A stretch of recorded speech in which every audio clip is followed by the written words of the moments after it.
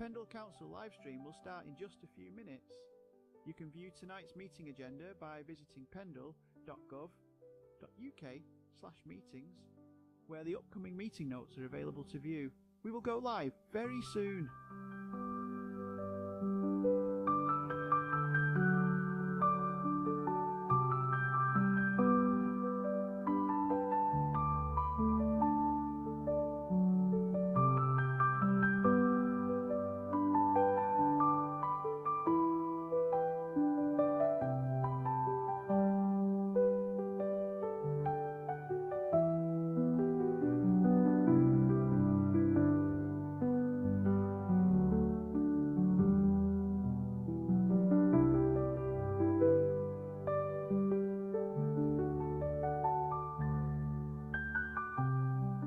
All of the future Pendle meeting agendas, as well as the previous meeting reports and minutes, can be viewed on the Council website at pendle.gov.uk/meetings. Tonight's meeting will start shortly.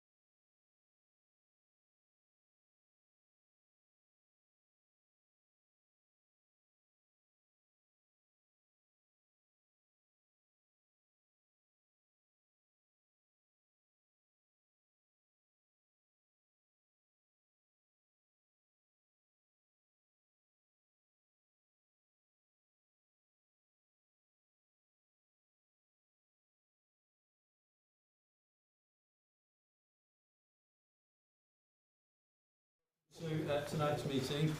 My name's Neil Watson. I'm an officer. I'm not an elected councillor. The chairman of committee isn't here tonight though. Sends his apologies, so we have to elect as first order of business a chairman for this evening. So nominations. Could I nominate Councillor David Whip, please? I'd like to second that. Any other? Can we take a vote on that, please? Yeah, that's great. Thank you. Okay. I'm going to have to move my chair as well, you know.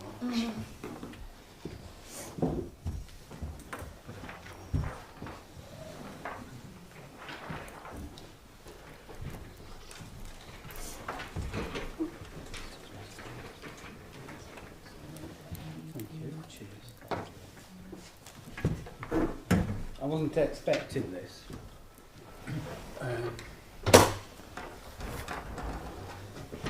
And John will be pleased to know that I haven't got the horrible cold that I had the other week, where I ended up sort of distance from everybody either side of me so that I didn't infect them. John's probably going to say now that you did get it, but anyway. Well, good evening and welcome everybody, and thank you very much for coming on to this meeting. I'll just introduce myself for a start. My name is David Whip, and I, as you can see, am chairing this committee this evening. If I go to my left and ask people around the table to introduce themselves. I'm Joan Eccles, a committee administrator at Pendle Council. Councillor Yvonne Tennant, Marston and Southfield Ward. Councillor Mick Strickland from Barnoldswick. Councillor David Hartley, AB and Coates Wards. Councillor Sujana Wood, Blackheath and Cobra. Councillor Faraz Ahmed from Wolverton and Whitefield Ward. Councillor Martin Stone, Barrowfield and Pendleside. Councillor Ash Sutcliffe, Huddersfield and Waterside. Thank you very much. Now then, if I can ask people who are here, I've got 7 speakers on the erection of 39 dwellings land to the east of Colne Road, Earby. Can I just see, I've got James Sackley, the agent. Yeah, thank you, James. John McIver, thank you very much. Joe Hale, thank you, Joe. Christopher Lagrange, thank you.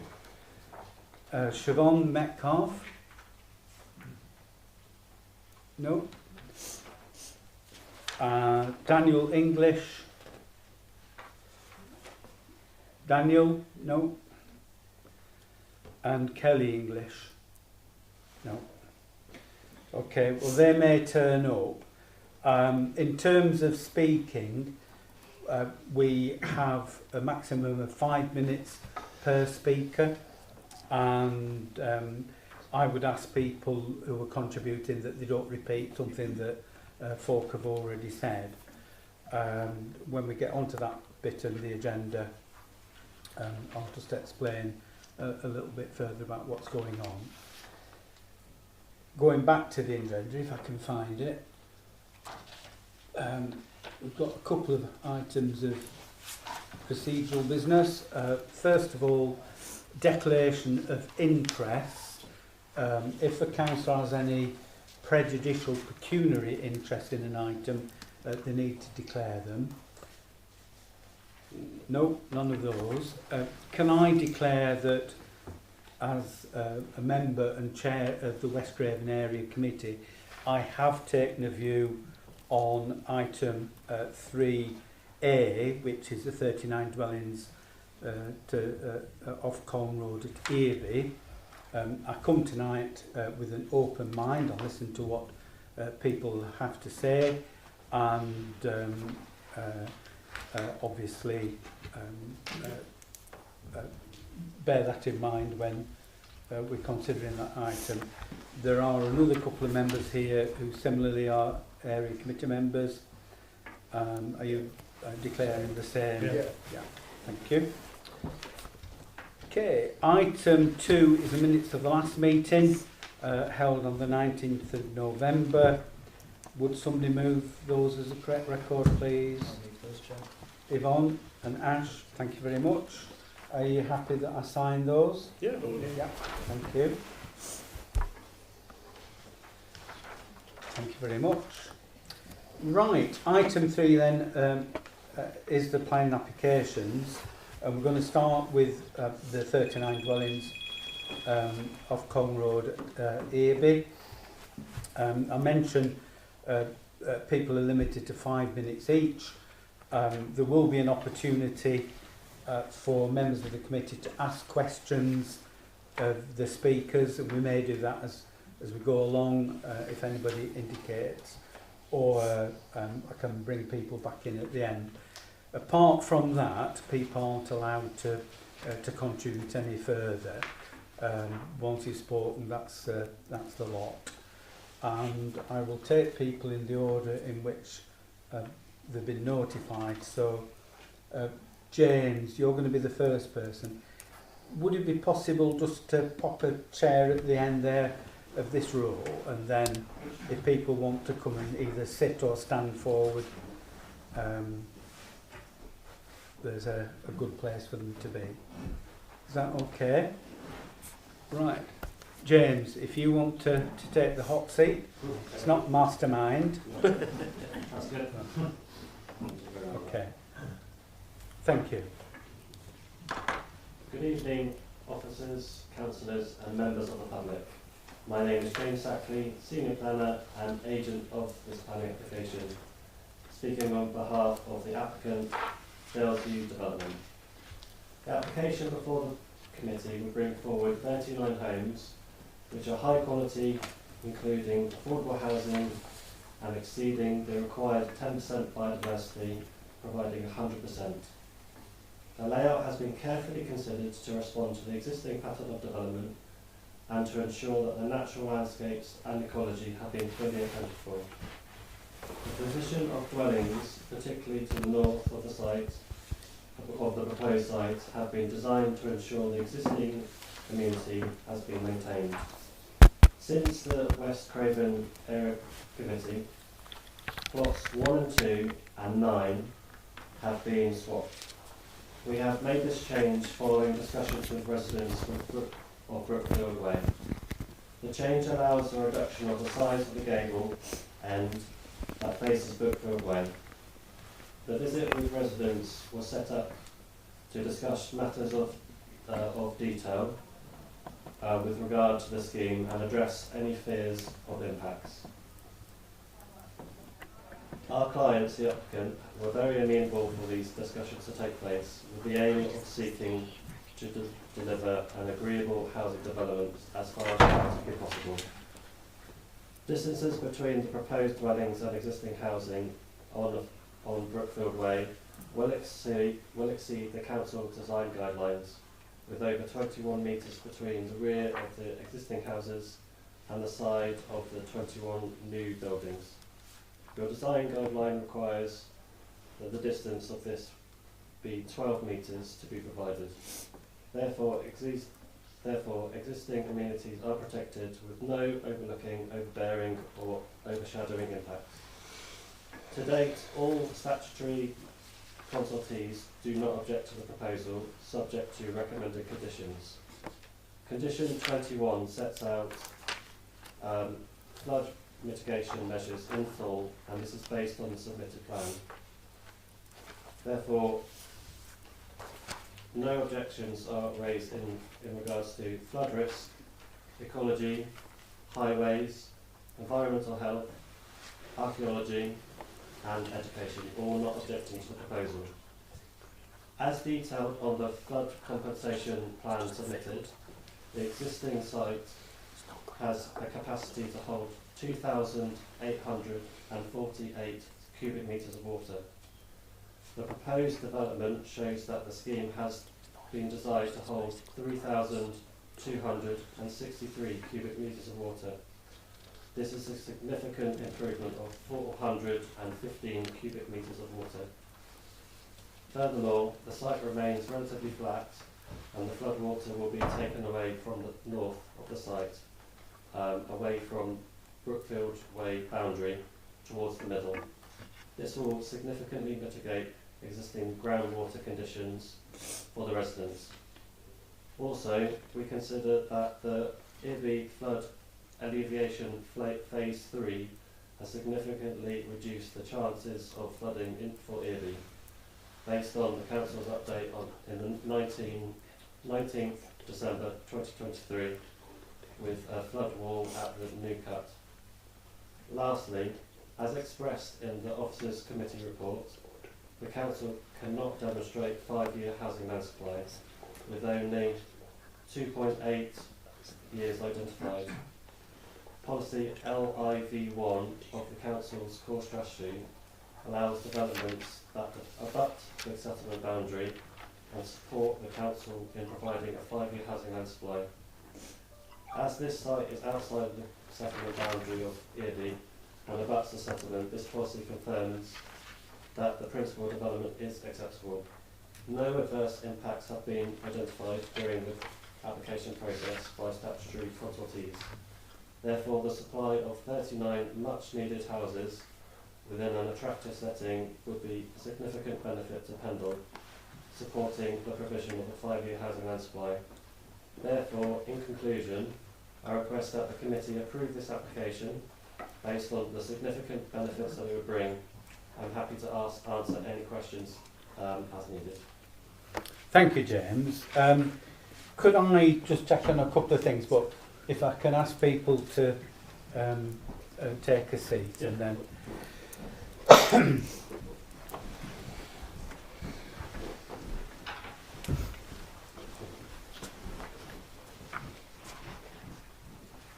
James, could I just ask you about the flooding issues, and in particular, you mentioned a couple of figures there about the existing capacity, which I think you quite write down. Yeah, I can. 2,800 and...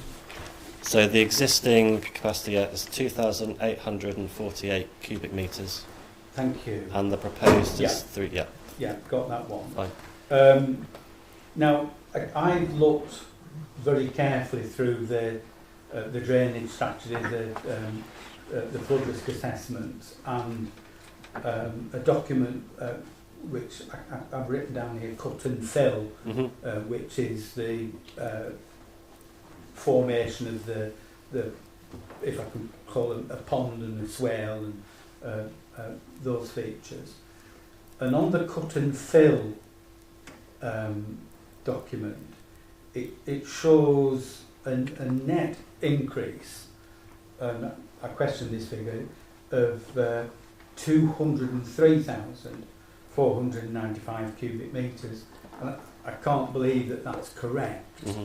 But I wonder whether you could expand upon the methodology with that cut and fill document and the volumes that are talked about in that. Okay. So in terms of that document, it's obviously been poured over it by the EA and the LFFA. The EA will be highly technical, and they've objected a number of times to the application. We had a pre-application with them, sit down and went through all these figures. I cannot speak to their technicality, but I can confirm that the EA are very happy with those specific figures and have reviewed those in detail. I can confirm, in terms of the planning process, that the council have put in place condition 21 that holds us to account for the figures in terms of the capacity set out on their plan and the proposed mitigation for that. It will be based on the figures in that technical report. I can't reach any other conclusion than that, because I know that it has been poured over by the EA in detail. In terms of the methodologies, that's something that a hydrologist would be able to go into more detail. Okay. But I know that those have been poured over, and they wouldn't make a mistake in that scenario, because they obviously raised a number of objections previously. Thank you. And I've looked very closely at the the compensation volumes, which is what you referred to, and all I could see in the FRA, the flood risk assessment, the drainage strategy, were two figures of 142 cubic metres and 273 cubic metres, totalling 415 cubic metres. And I'm struggling to recognise the 3,263 cubic metres that you're referring to, because they don't meet with any of the figures that I've read in the reports. So, I think you said 415? 415. Yeah, so that is the improvement of, that number is the improved position. So if we take the 3,263 as the new position of the capacity compared to 2,848, we have a net improvement of 415 cubic metres. So what I'm suggesting, what we're setting out is that the state of play, the improved position is 415 cubic metres. Okay. Not that that's the final. That's the improved net value of what it would be. If that makes sense. Well, your explanation is making sense, but it doesn't actually relate to the figures that are in the documentation. So I'll just have to leave it at that, I think. Okay. Yeah. I think so. In terms of the plan, which is obviously it's quite hard to see there. We've got copies, but the table provides the existing and the proposed, and the net increase would be 415 metres cubed. Okay. I will just have to leave it at that one, I think. Thank you. Are there any questions from other members of the committee? Martin? Thank you, David. Yeah, Mr. Sackley, so to be clear, you mentioned the Environment Agency had a number of objections to first versions of this scheme, and you've worked to address those, you say. To be clear then, does the proposal now, are the Environment Agency happy with the proposal? You have addressed all of their concerns, just to be clear? Yeah, fully. Okay, thank you. Any further questions for the agent? No? In which case, can I thank you very much, and we'll go on to the next speaker. And could I just check if Siobhan has arrived? Yeah, thank you. Kelly? Yeah, thank you. Is Daniel coming? No. Okay. Thank you very much. Just to recap then, speakers have got up to 5 minutes. Ask people not to repeat, and questions from committee members if necessary. So the next speaker I've got is John McIver. Again, if you want to come and sit at the table there, thank you. You will be on camera. You don't have to be if you don't want to be, but... No, that's fine. I'm not a wanted man. I don't think. So, there's a couple of points that I want to address. I have addressed them previously at previous meetings, but I don't feel that I've expressed myself quite clearly enough. Okay. The first one concerns flooding, and the second one concerns aesthetics. So, in April last year, I supplied images to the Environment Agency, which clearly shows the new cut breaking its banks, flooding these fields and flooding my property. On the day these images were taken, millions of pounds worth of damage was caused further downstream in Earby. Had it not been for the grace of God that the new cut was able to break its banks at this level, and these fields were able to act as overspill, the situation in Earby would have been much worse for many more people. Later that month, almost 70 Pendle residents objected to this development, almost all of them with concerns of flooding within their objections. The Environment Agency also objected, stating, "The flood risk assessment does not demonstrate that the development does not increase flood risk to others, and it is not clear if the landscaping will involve ground level raising. To overcome our objection, the applicant should submit a revised flood risk assessment which addresses the points raised above." On the 16th of August, the Environment Agency objected again, stating the flood risk assessment does not demonstrate that the development does not increase flood risk to others, and it is not clear if the landscaping will involve ground level raising. To overcome our objection, the applicant should submit a revised flood risk assessment which addresses the points above.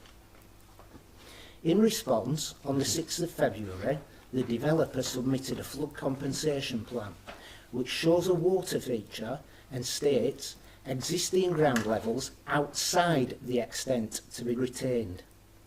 Deliberately, this mentions nothing about what is proposed for the ground levels within the extent of the works. Neither does it mention what will happen to the thousands of tons of subsoil that will be excavated to create this water feature.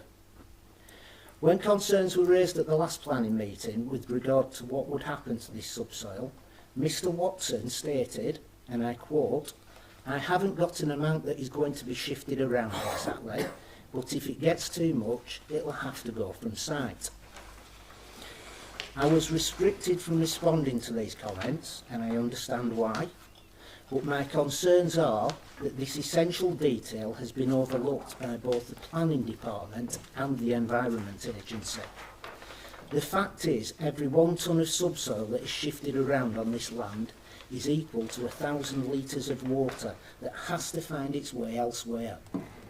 And if this ground is raised at all, there will be catastrophic consequences for both me and the people of Earby. How can the council be confident there will be no increased flood risk to others if the level of this land is raised at all, either outside or inside the extent of the works?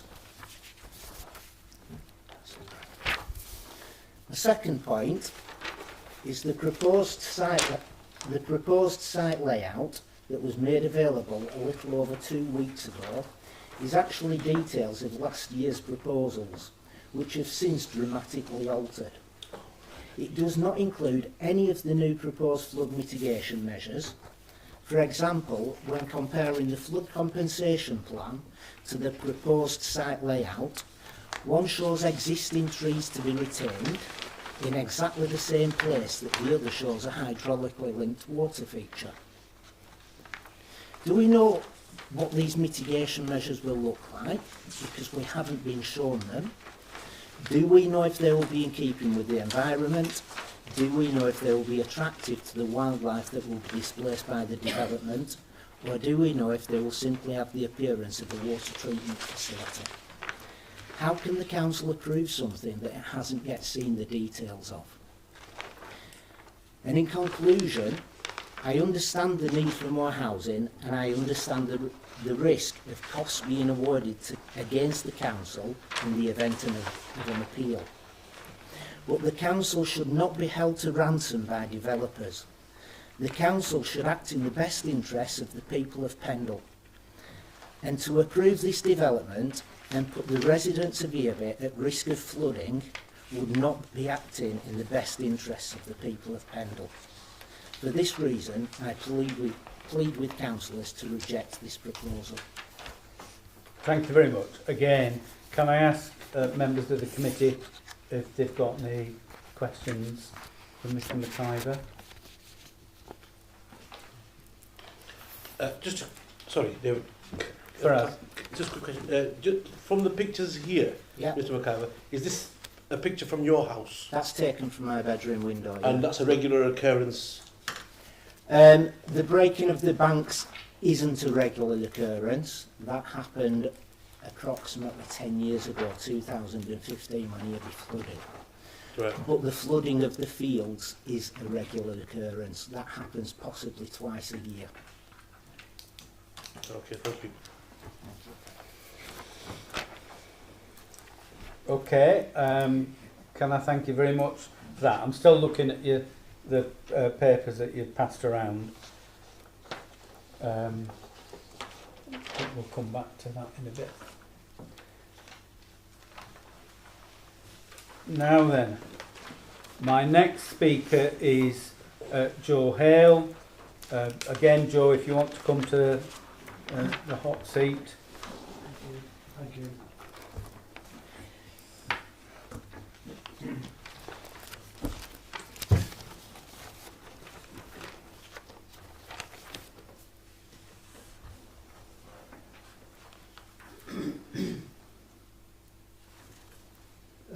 I'll just mention this to councillors before I start. You may notice I tremor a little bit, but don't worry about it, it's normal for me. I have Parkinson's. And my first point is about visual amenity and landscape. This particularly lovely piece of countryside between Earby and Suff is cherished and appreciated by all. It has a high landscape value, in my opinion, and many people's opinions. It benefits all the people who live within the area and all the people who pass through it on a regular basis. Policy number ENV2 states the siting and design should be in scale and harmony with its surroundings. I don't agree that that is in scale and harmony, that layout at all, my opinion. The high density housing proposed would be at odds with the lovely countryside. As many as possible houses have been strung together between into the available space, with no communal green spaces within the actual housing layout. If it were to be developed, fewer houses with better spacing and layout and open spaces would better suit the setting. The proposed development would impact greatly on the landscape and the whole area and the environment. It would be an irreversible loss, and it possibly could be an unnecessary one. Moving on to foul water. It's proposed to direct the foul water into a sewer on Combe Road. This is the same sewer that the houses on Brookfield Way feed into. Some houses on Brookfield Way have experienced backflow and even overflowing sewage in their downstairs toilet. Page 5 of the Fairhurst Drainage Strategy notes Yorkshire Water recorded just one overload incident affecting Brookfield Way. That is incorrect. In fact, there have been numerous instances affecting the downstairs toilets of people living on Brookfield Way. One resident was advised by a Yorkshire Water official to weight down the lid of the toilet seat to stop the sewage coming up into their house. Adding the sewage from an additional 39 houses to a system which is clearly at times overloaded can only lead to further problems for existing houses and potentially the new houses. I'll move on to surface water. Page 13 of the Fairhurst report states any overland flow from the new cut will be directed back to the new cut for the site to drain following an exceedance event. I take that to mean if new cut overflows, this is the stream we're talking about, the solution is to direct the overflowing water back to the stream it's overflowed from, and then the water will flow down into the centre of Earby. To me, that sounds like the water on water is going to head in the wrong direction and have an impact. Page 4 of the Fairhurst Drainage Strategy report states the overland flow from surface water runoff generated on adjacent land will be intercepted by the existing adjacent drainage system. Well, the existing adjacent drainage system doesn't drain the field as it is now. So how it's going to cope when there's more water piled on top of it, I don't know. Will the proposed management of surface water be adequate to prevent flood risk further downstream in Earby. My last point is amenity of neighbouring properties. Policy LRV5 states that the layout and design should protect the amenity of neighbouring properties. With all due respect to James's comments, that I have to say that I don't quite agree with that statement that he made. Sorry, James. Just 2 of the proposed houses, plots 1 and 39, directly impact on existing Brookfield Way properties and boundaries. Houses number 4, 6 and 12 on Brookfield Way were the most significantly affected. The gable ends of plots 1 and 39 will be within 1.5 to 2.5 metres of the boundary of the existing houses' gardens. These distances conform to recommended minimum measurements. However, they are only recommendations and do not necessarily take into account the site location and content and Joe, context. if I can ask you to wind up. I've finished on 2 lines.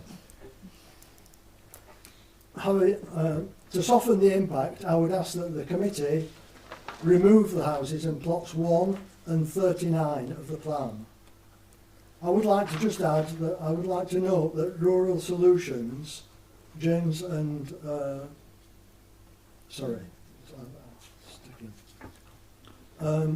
were very helpful in considering the concerns of residents that have been raised by residents with them. Thank you. Thank you. Can I just ask? For the mistakes. You okay? Can I just ask if there are any questions from committee members? No.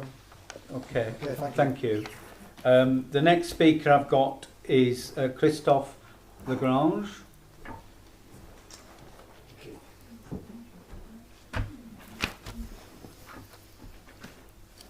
Chairman, councillors, thank you for letting me voice my concerns.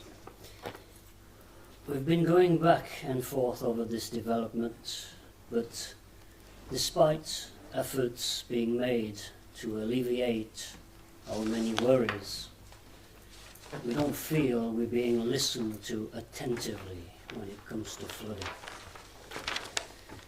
Many issues have been mentioned and discussed in length over the past months: parking, traffic, higher carbon emissions. Sorry.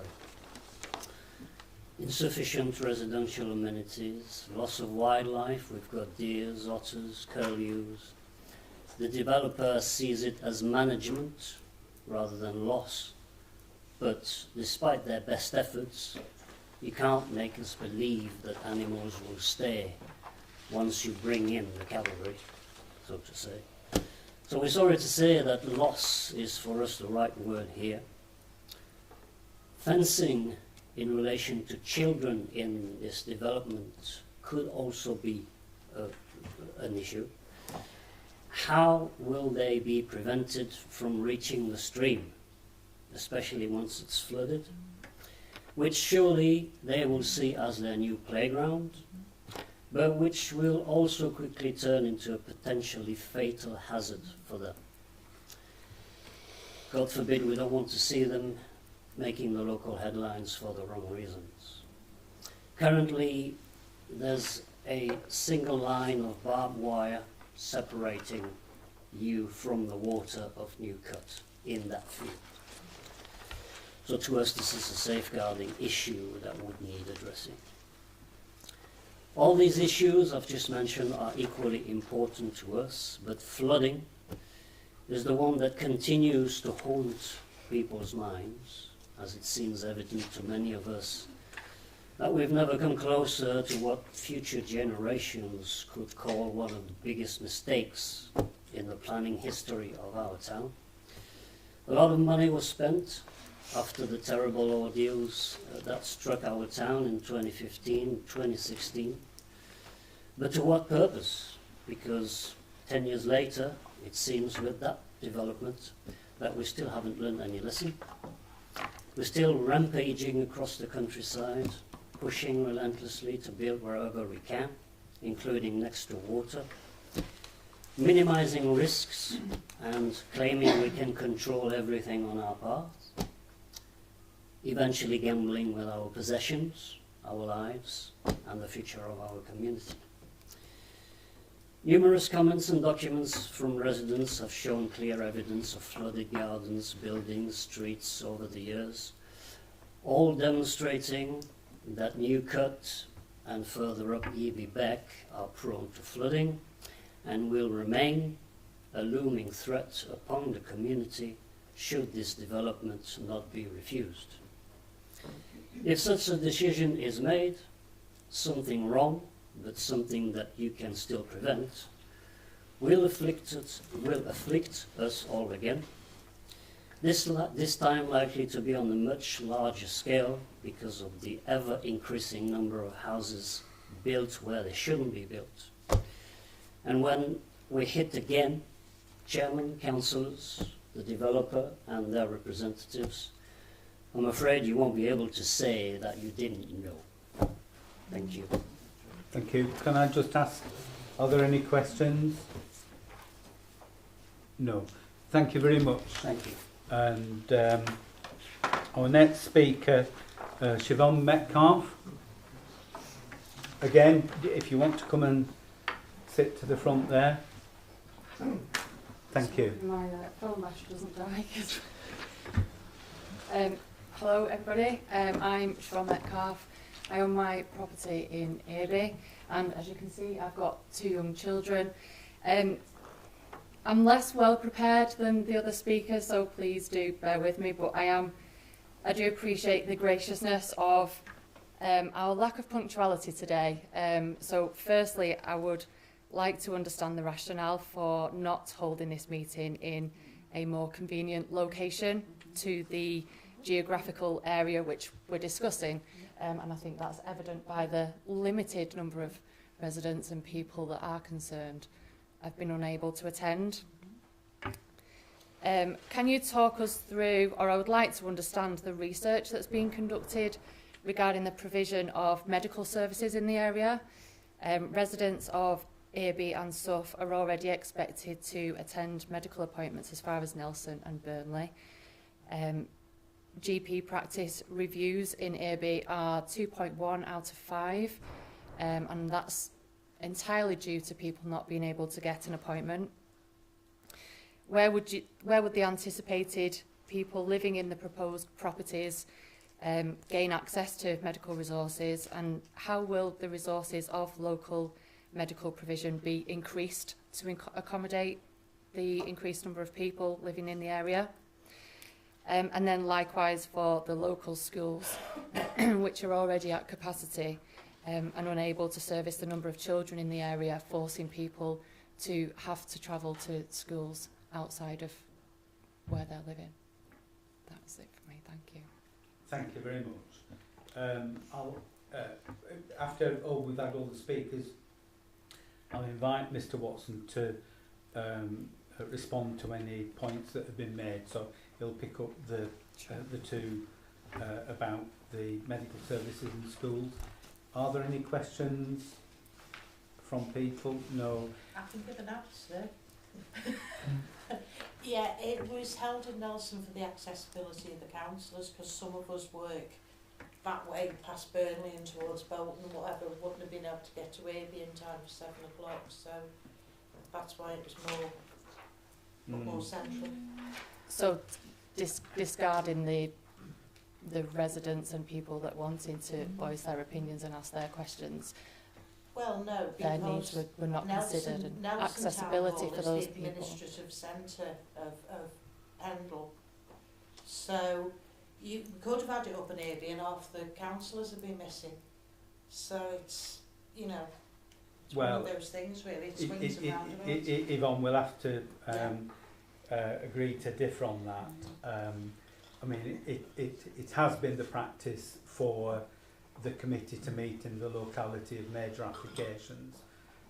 Certainly that happened with the Rough at Colne, where the meeting was held actually in the Hippodrome at Colne. Yeah. There was an application for land off Skipton Road, Barnoldswick, and that meeting was held in the welfare centre at Rolls-Royce. I made very strenuous representations that the meeting should have been held in Earby at an accessible location, and the chairman of the committee, who is not here tonight, insisted that it would be held here. I disagree with that. I think it should have been held in Earby, and there's no reason why it shouldn't have been. And just to turn Yvonne's argument on its head, there are people from the other end of the borough who equally work outside the area and have to travel into Nelson, adding additional journey time. And there was no reason why it couldn't have been held in here, but I think we are here. We just have to draw a line under that. I wanted it to be raised and documented, but Yeah. I appreciate your response. Thank you very much. Thank you. Okay, if there's no further questions, we're going to go on to Kelly. Everything has been said by my friend. Okay, it's all been said there. Thank you. Right, I'm going to turn to Mr. Watson for a start. Can we look at the issues of schools and health facilities which were raised by Siobhan there? Chair, I'll turn to schools first. It's possibly a little easier to deal with. Schools look at birth rates, they look at roles, they have a planning team, schools planning team at the county council. If there aren't enough places in their view, they will ask for a contribution to provide more places in schools. It is a moving feast because different years have different requirements, and what they do, they've got a database of all the schools across the area, and they look at how many child places will be generated per residential unit as an average. It's the only way you can really do that. So for the school planning, Chair, that's a real live issue that they will look at in terms of up-to-date information. They're saying they don't have an issue with that. So the data we rely on is from the county council to say that. Sometimes they will say we need X number of places, sometimes it won't.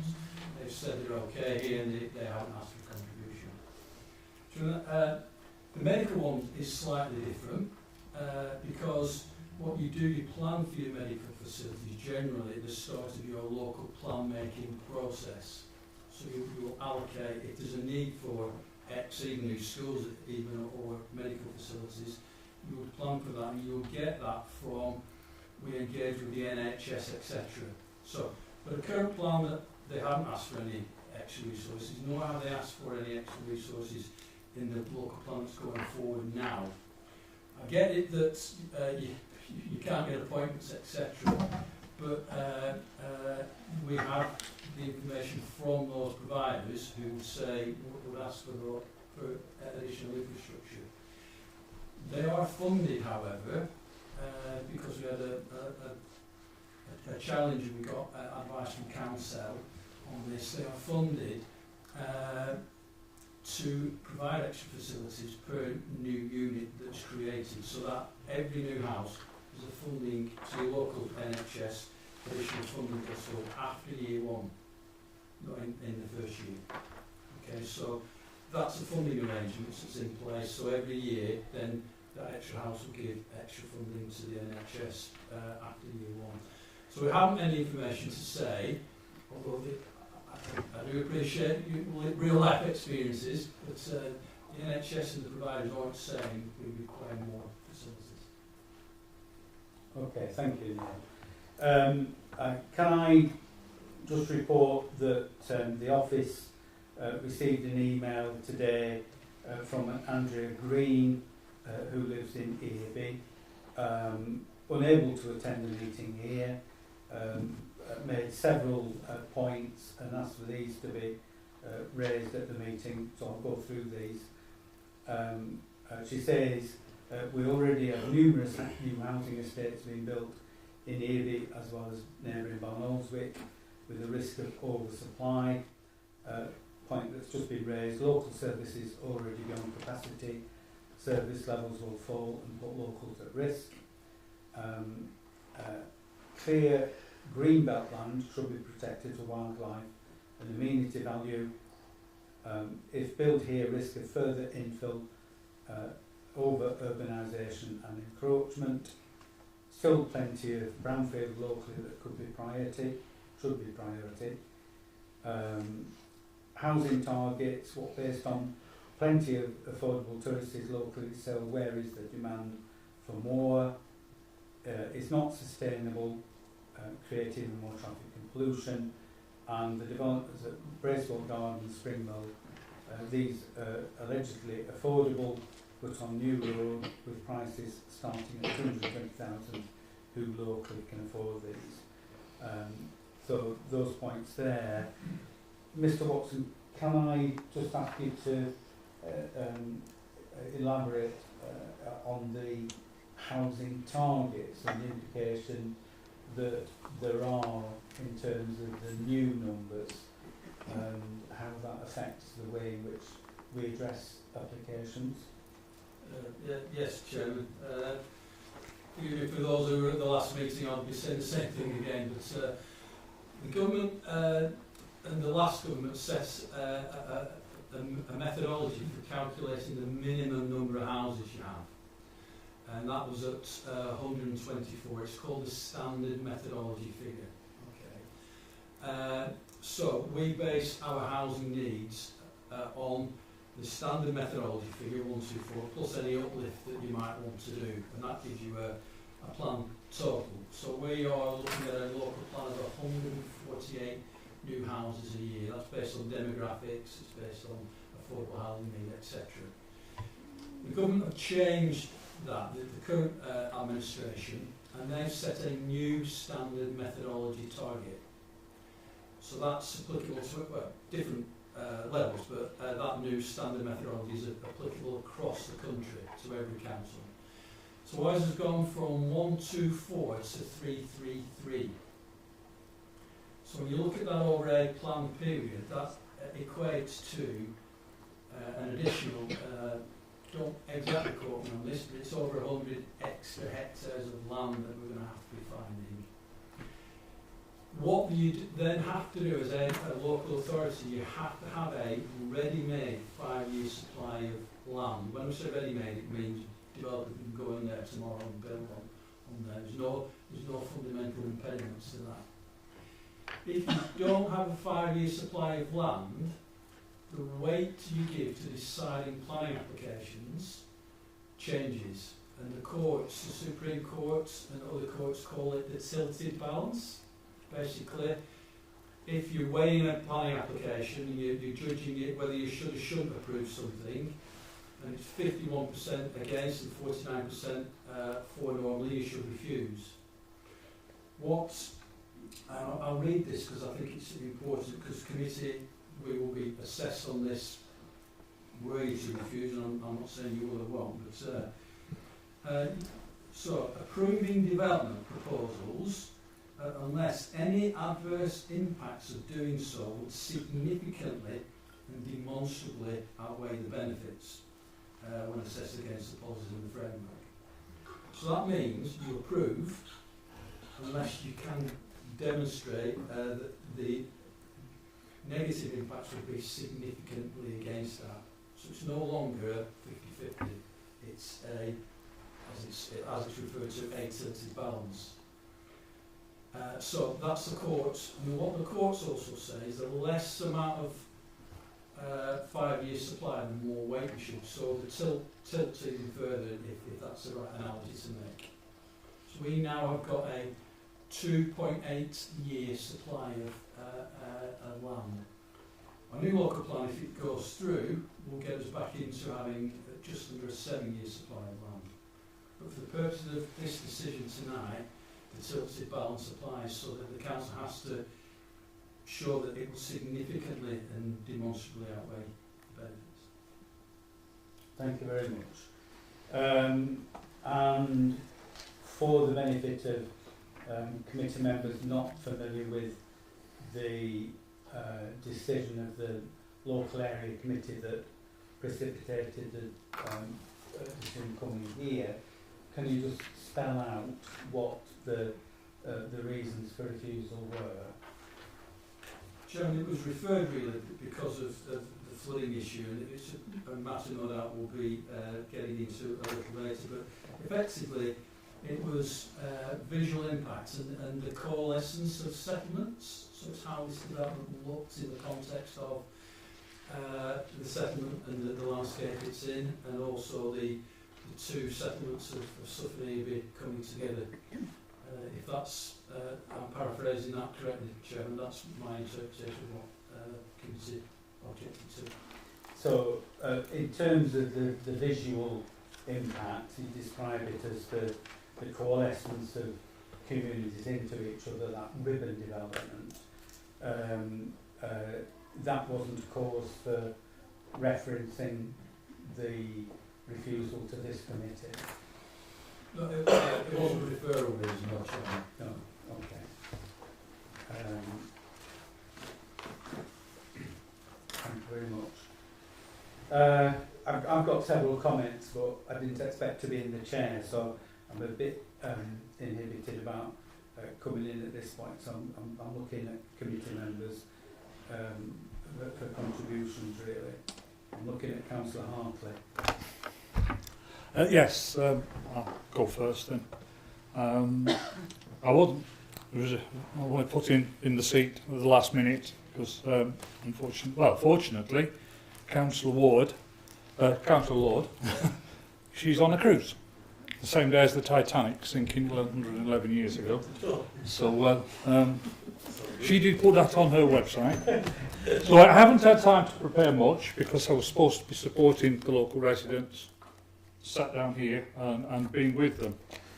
But there was mentioned about the flooding in Eby in 2015, and just so you can see, these are the pictures, just a few pictures of the flooding in 2015. Thank you. This is flooding downstream from this site. Yeah. Yeah. David, can I just be clear that you do have an open mind? I do, yes. Yes, I do. I do have a very open mind about this. Because I know that we're in need of the right sort of houses and building in the right places and the right infrastructure to go with it. As you said, we've already said about the schools and the dentists and things like that. And I would also like to show you the flooding of this site from the opposite direction.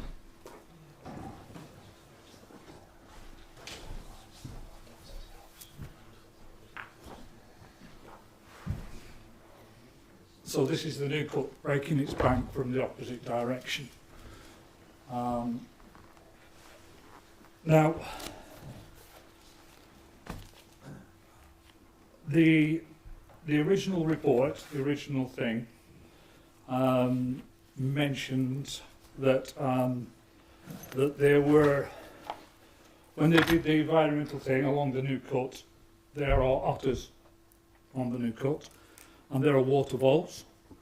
Very possibly we've got a halt, which is an otter hole there as well, a potential site for them. And also, as if by might, when we were down there, to the guys that came down, the councillors that came down and stood pre-planning to have a look at the site, we heard a curlew flying overhead. The curlews are part of the bird's red species. So these are birds that are endangered. And although they don't nest on this site, they come down to feed on this site because it's a floodplain.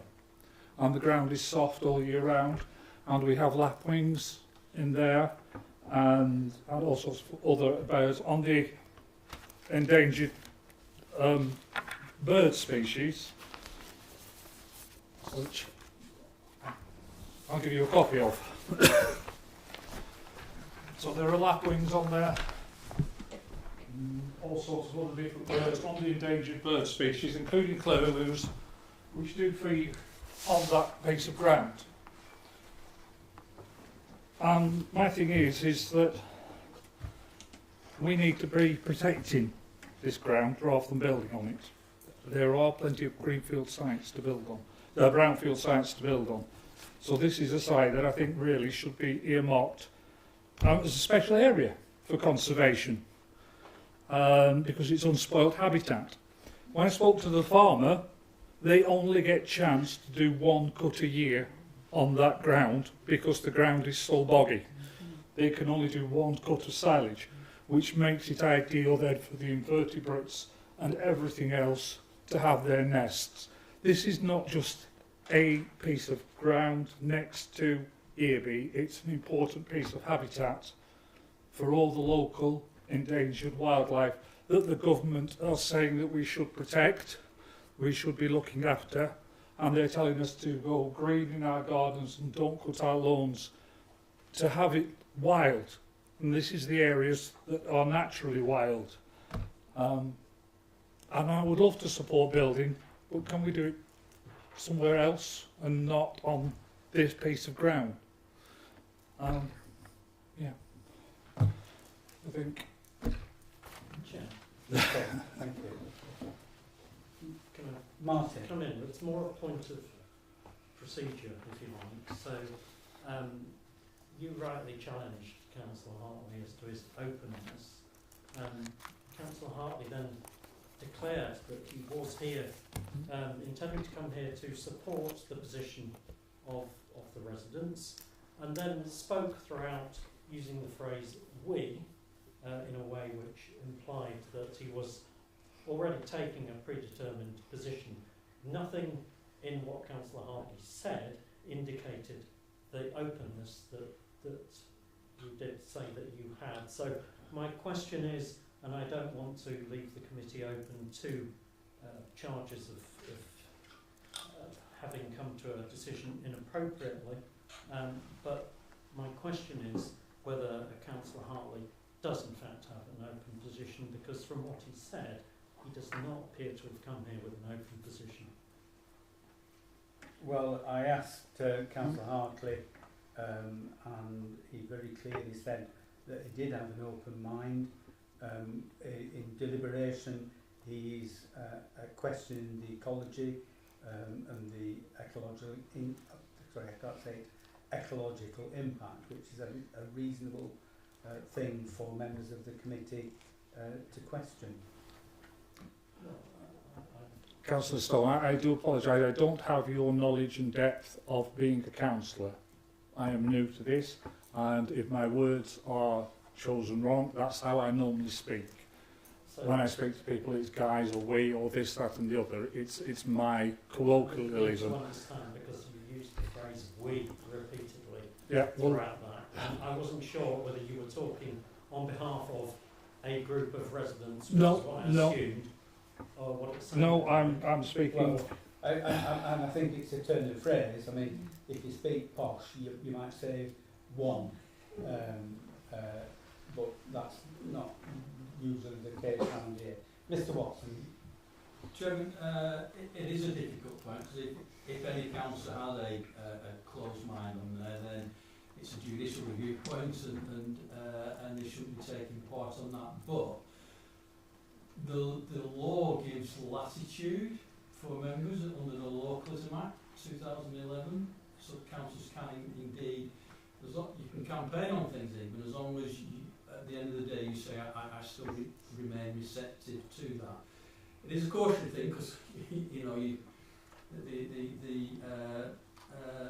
the appearance of impartiality is as important, but it's a point made. It's what I actually picked up on when the council said we, provided you are clear that you're receptive to.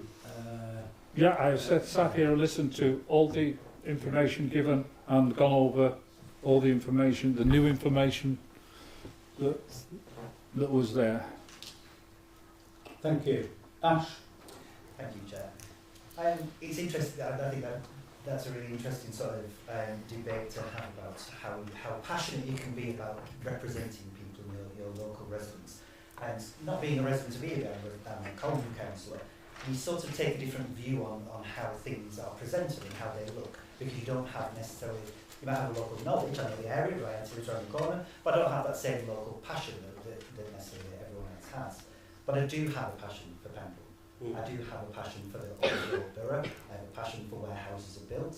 I have a passion for green spaces, and I always make clear that I would, a little bit like you said earlier, I would always prefer to see houses built on brownfield sites than on any green field. That is a personal preference. That doesn't prejudice me in any way in terms of making a decision. That is my preference, and that's what I want to see for our borough, because I think it's the right thing to do. Now, obviously, we've got people like Angela Rayner in government who want to see those sorts of decisions overturned and changed and built everywhere from here to eternity, so it seems. And we do what we can as a council to protect ourselves and galvanise ourselves in ways to protect our green spaces and still fulfil our housing targets that Neil Watson wants us to do, and under his job, not just to see what's to build, but just because we have an obligation to make sure that we build the right houses in the right places for the people of Pendle that we need. Now, when these sort of planning applications come forward, I'm a designer by trade, so I'm always keen to look at the design, the way things look, the layouts of things, what's it going to look like from the road, the air, the distance, the long range views, the next door neighbour. How will these properties look when they're there? How will it look when you drive into a mini estate, any estate, anything that comes forward?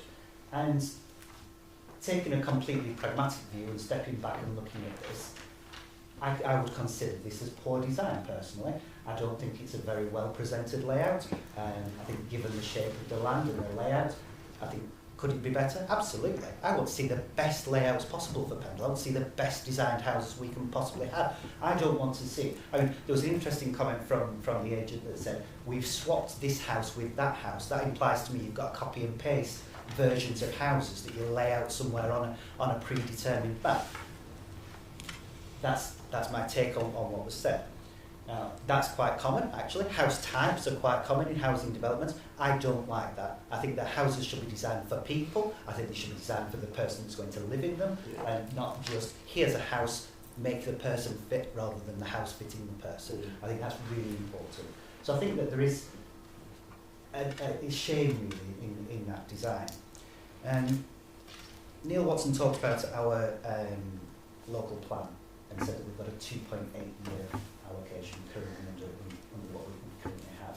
And I think that's a real shame. We don't have our new plan in place, and it feels so irritating, really, that for the sake of a piece of paper, we don't have a 7-year allocation. And I'm simplifying that, but that is the way it is.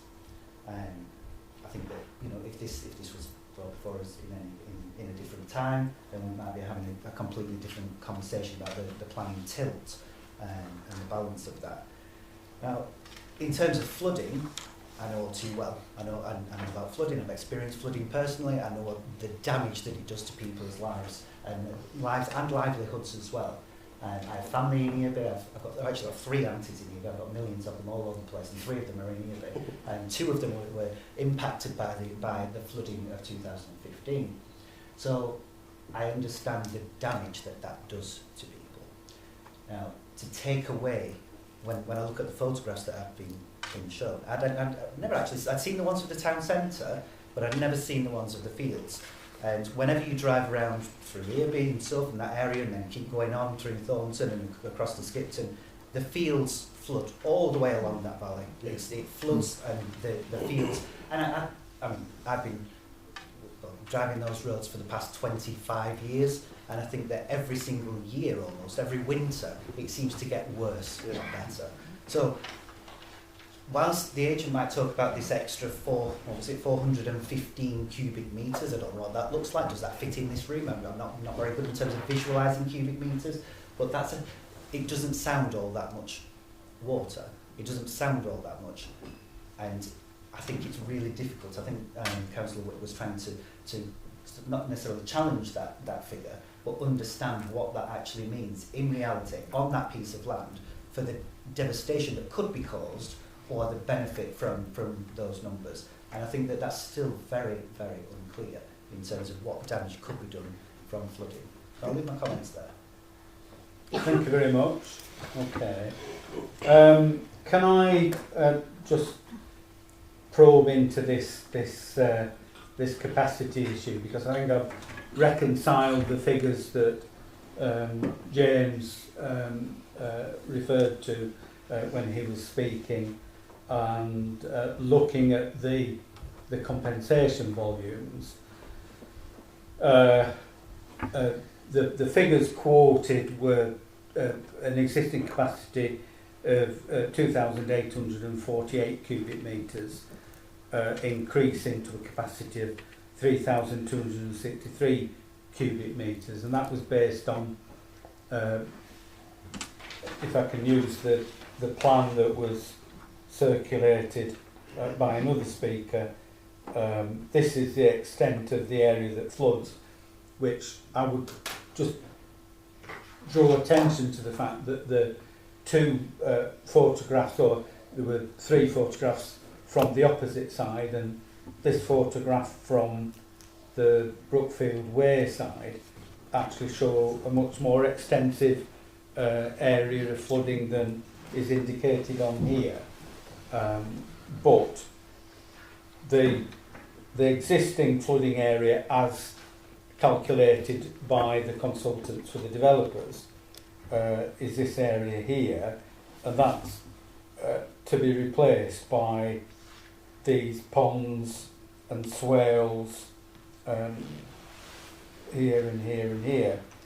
And the difference in volume, according to these calculations, is the 415 cubic metres that's been referred to. I think the difficulty is that these pictures were submitted on the planning portal, so you know, they're part of the evidence that's been submitted, and I think the other ones must be over there.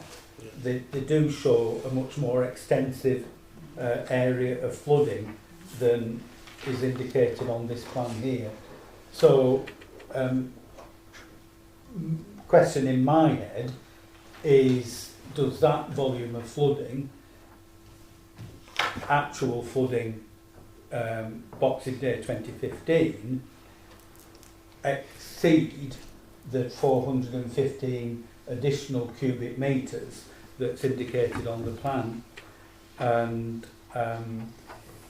reading through all the documentation, refreshing my mind earlier today, there's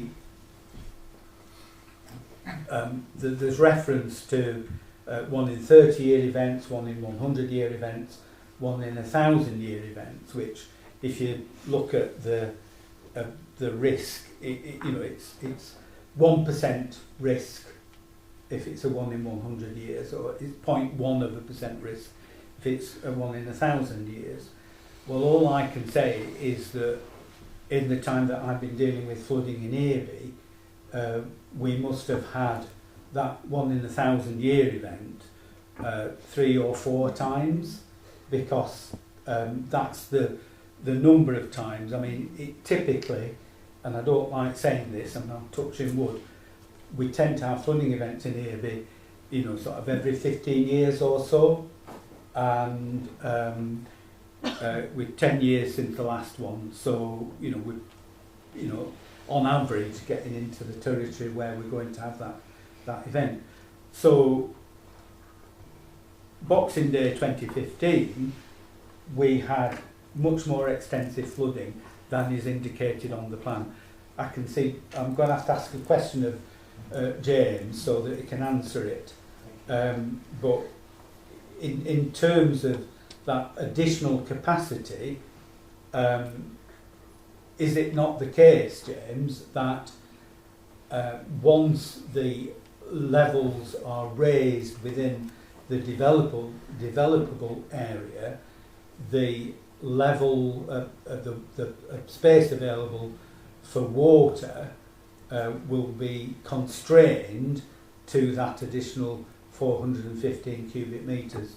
Do you want to come forward to answer it? Yeah. Then we can hear you.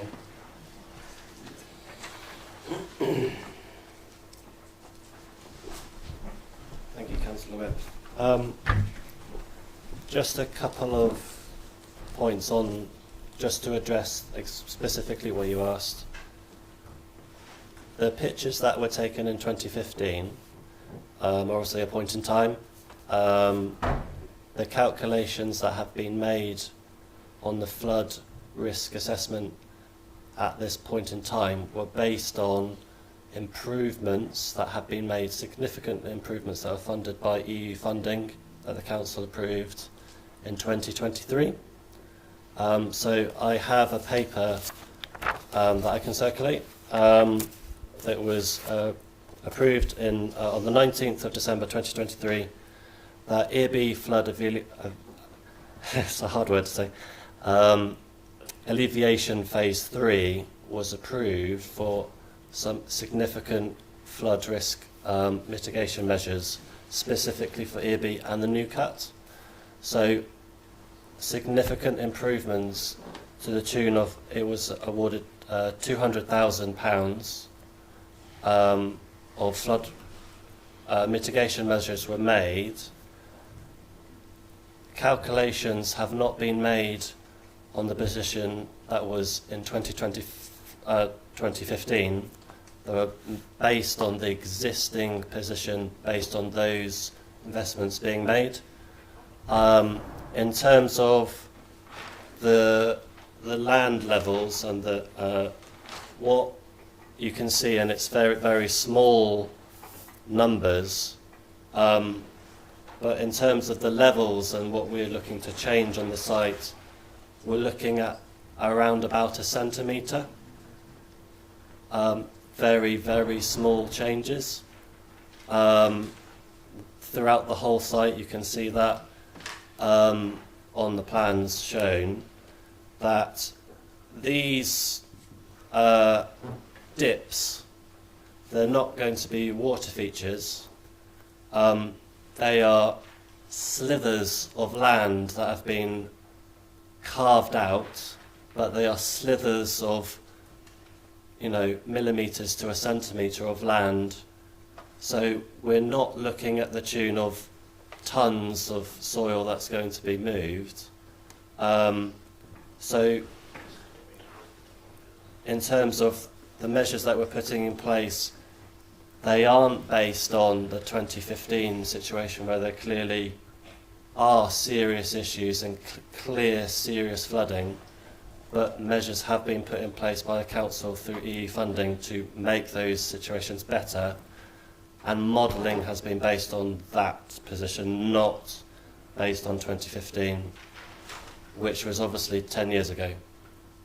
So things have moved on since that point. From a flood modelling point of view. Okay, thank you very much. Yeah. I'm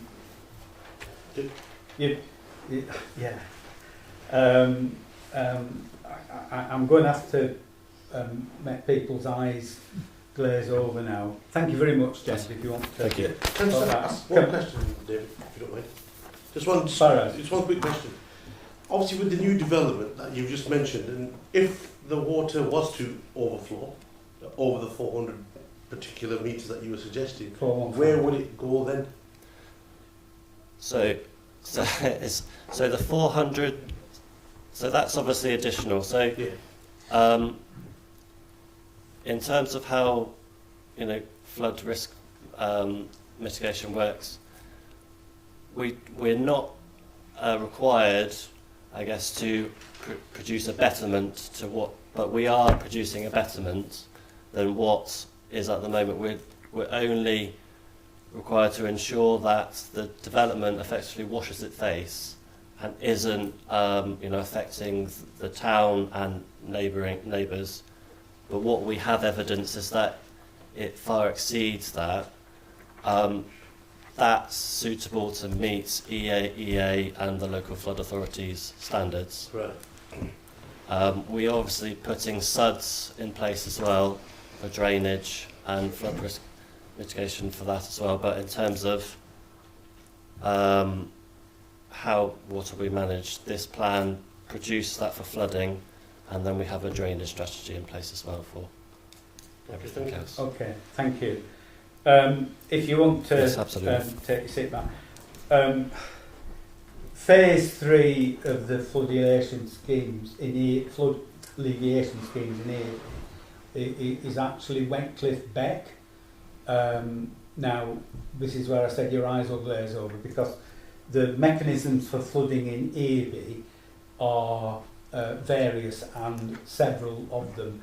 There are different mechanisms causing flooding in different parts of the town, and the funding referred to, which is from the frequently flooded communities money, is actually to do work on Wentcliffe Beck, which is flooding from a different watercourse rather than New Cut.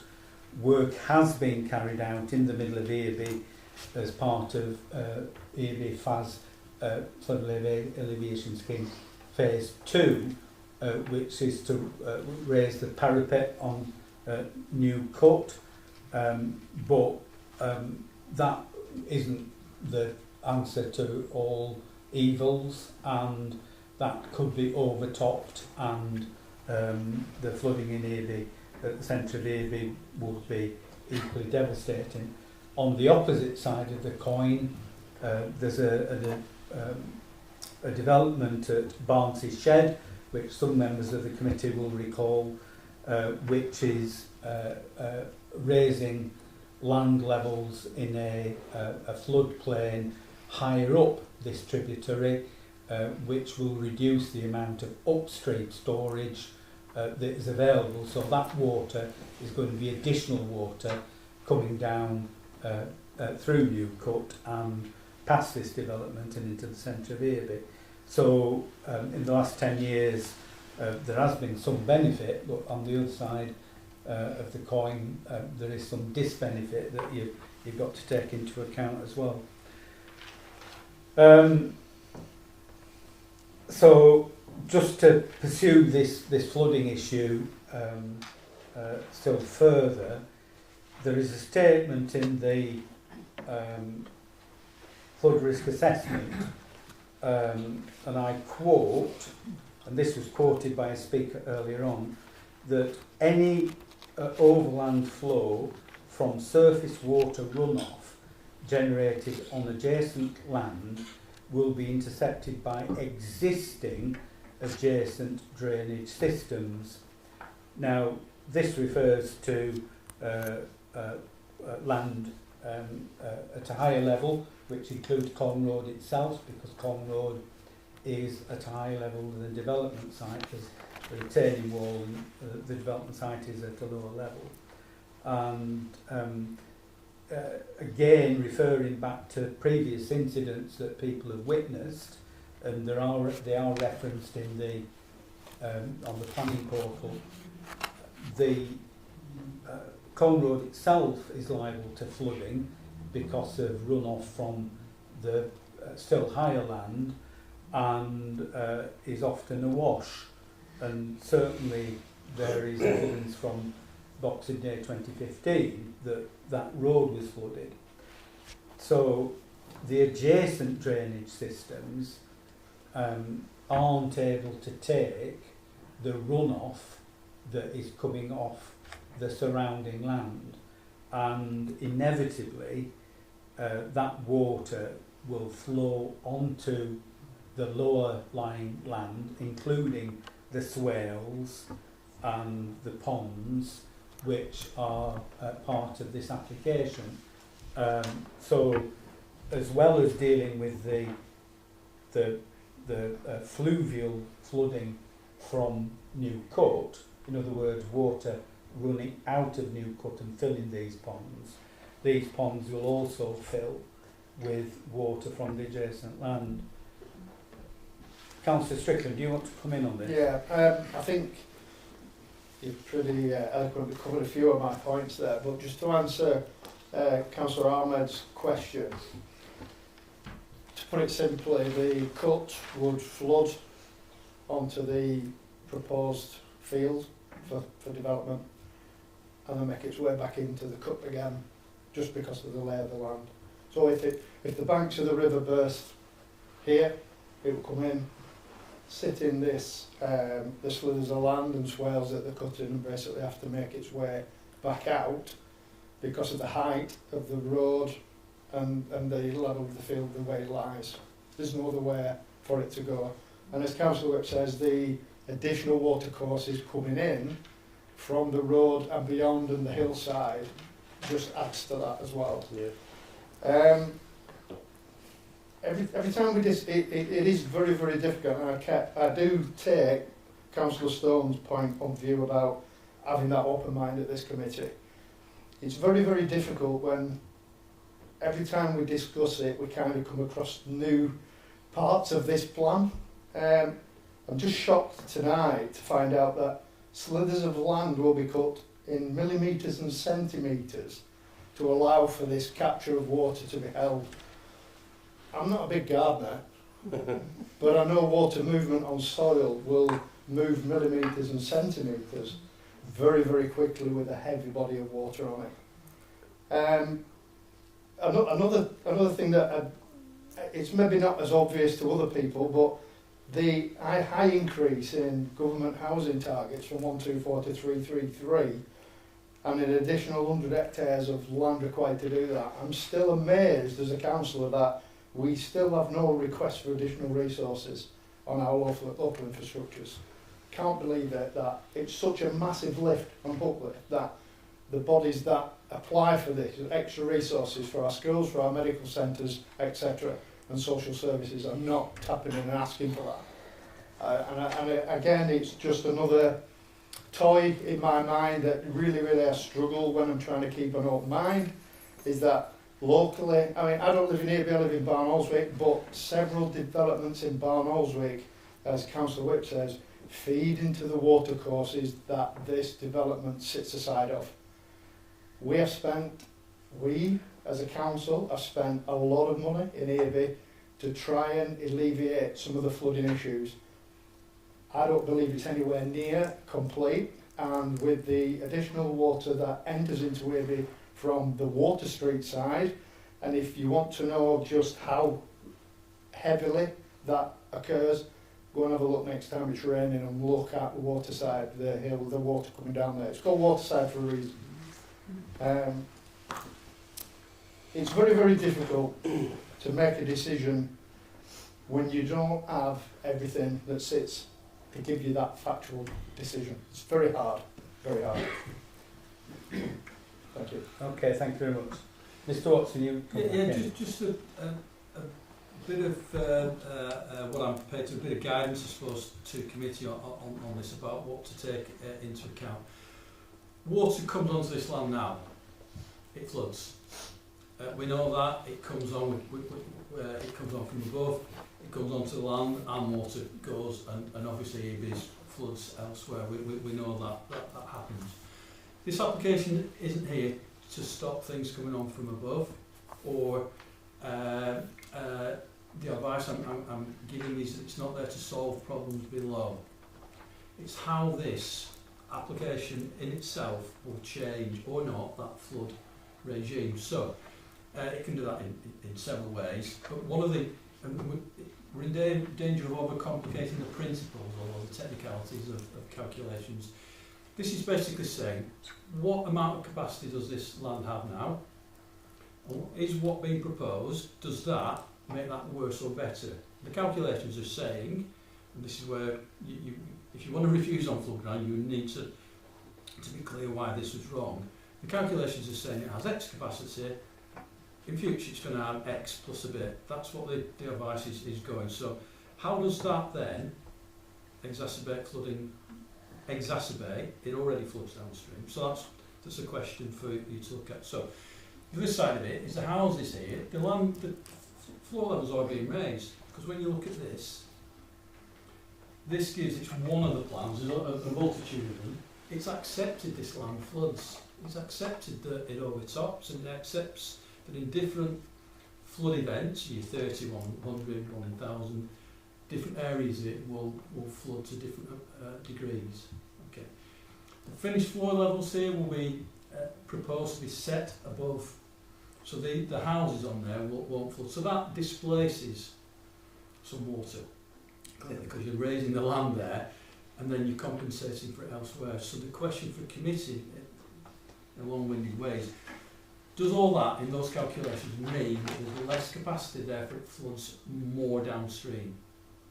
If the answer to that is in your view yes, or you query it, which you may do, then flooding is an issue. If the answer is no, then the advice is you shouldn't be refusing based on the rest of the EBIT, because it's not making things worse. And that's a question for you to deliberate in your discussions. Thank you very much, Neil. A further nugget that I picked out of the flood risk assessment submitted by the developers was that the final modelling that was carried out post 2015, EBIBEC tributaries at the final modelling report, and I quote, says that the survey omitted new cut between SUF and AB to minimise cost, so there hasn't actually been modelling done on that stretch of new cut. But the evidence that we do have, which were the pictures submitted both from the SUF end and from the Brookfield Way end, is that the new cut does come and flood that land to a greater extent than is shown on the documentation submitted as part of that flood risk assessment. So, I think there is quite a lot of evidence that shows that there are question marks at the very least about the flooding impact. Martin. Thank you, Chair. I agree that the question of flooding is a pivotal question, and I think we're all concerned about flooding. I'm sure we all are. However, my issue with this is, and I know nothing about flood alleviation or drainage other than what I understand as a layman. However, I note that there are no objections from the Environment Agency. There are no subject to the conditioning. So one thing I wanted to understand, because I'm a simple person, the building or not of these houses will not make it rain more or less.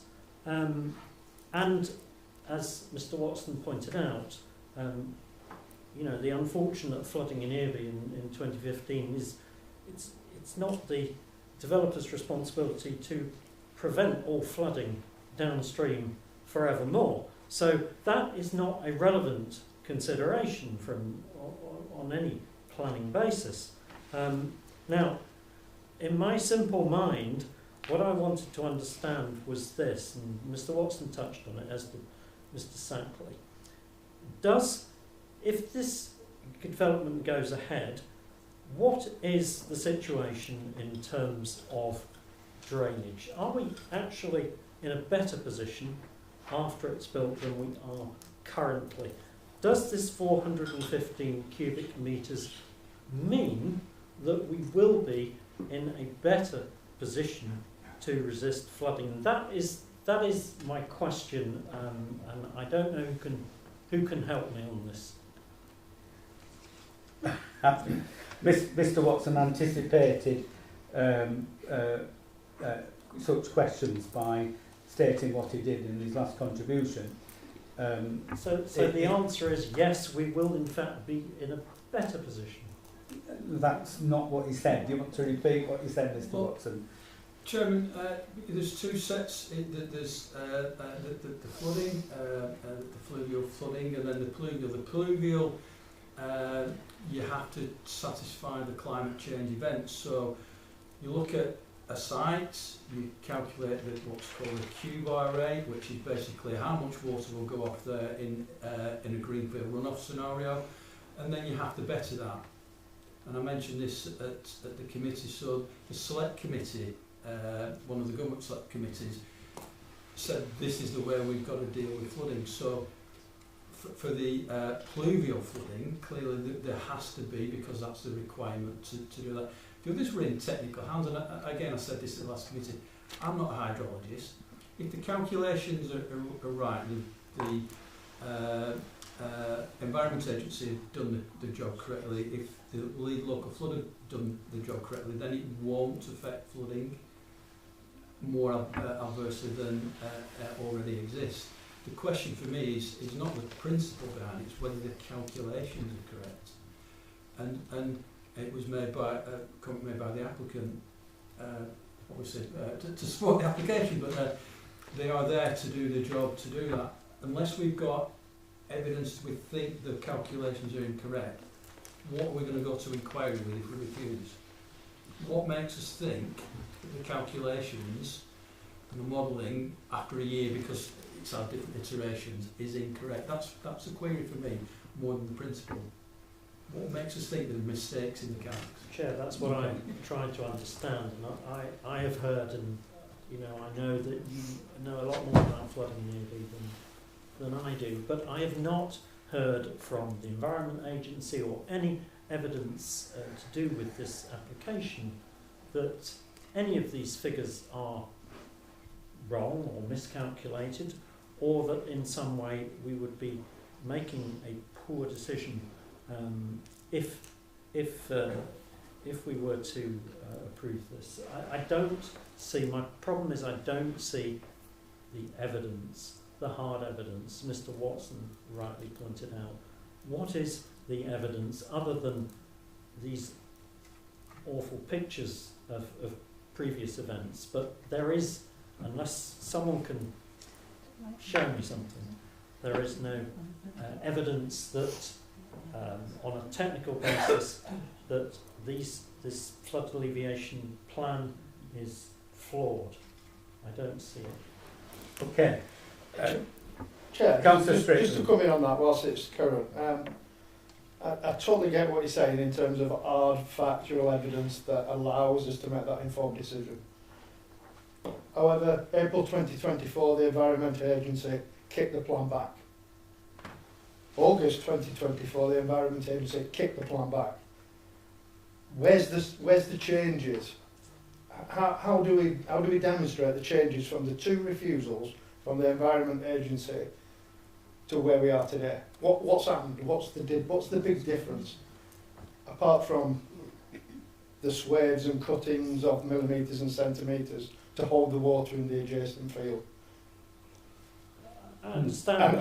I too don't have the hard evidence to make an informed decision. Mr. Sackley, I asked him that question, and he said that there were no objections now given the revised plan. So we have to rely through the chair. Sorry, Chair. Yeah, we have to rely on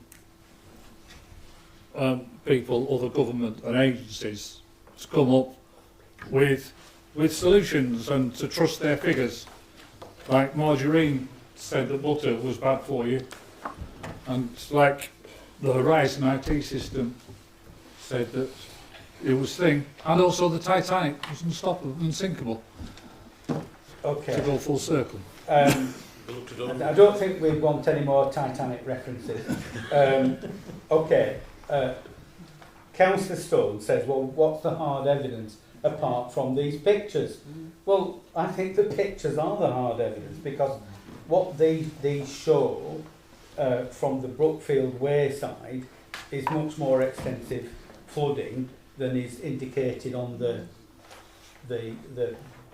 scheme as shown by the developers' consultants. And again, from the other end, from South, when you're looking, this bit here is the Brookfield Way, it's much more extensive than is indicated on this plan. So the evidence is that the volumes of water being held on that land are in excess of the volumes that the developers indicated, that because the central area of this land here, there, is going to be developed, then that water is going to be displaced. It is calculated that there's a 415 metre improvement, but if you look at these pictures and accept that the water levels are higher, then that 415 cubic metres is going to be consumed by the water that and more by the water that's on the land in these flooding incidents. So I think we've got the hard evidence in terms of the situation on the ground that residents have presented to committee, not only this evening but during the process over this last 12 months. I think to make progress, we could dance on the head of a pin all night, but I think to make progress, if I move something from the chair and we can determine what committee's view is on each of the issues of concern. So, I mean, first of all, we haven't really discussed this, but it's a visual impact, which was referred to by Mr. Watson earlier, and I think this is an important issue of principle where the application seeks to fill in part of the gap between the urban area of Earby and South, which are two distinct communities. And one of the issues that we need to address is that ribbon development and the impact that that will have in terms of the visual appearance of those distinct and separate communities. And linked to that is the question of design in terms of the buffer between the greenfield open countryside and the urban edge of Earby itself, which isn't dealt with adequately in the application. So just to move things along, because we have been talking about this now well over an hour and a half, I would propose that it is refused, and that the first reason for refusal is that visual impact, ribbon development, a lack of an adequate buffer between open countryside and the urban area. Now, Mr. Watson might want to put some better words around that, but in principle, that's the proposal.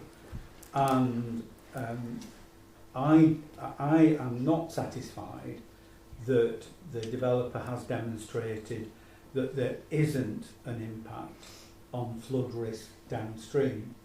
And without going over the same ground again, I think it's because there is an underestimate of the amount of water that is held on that land in flood circumstances.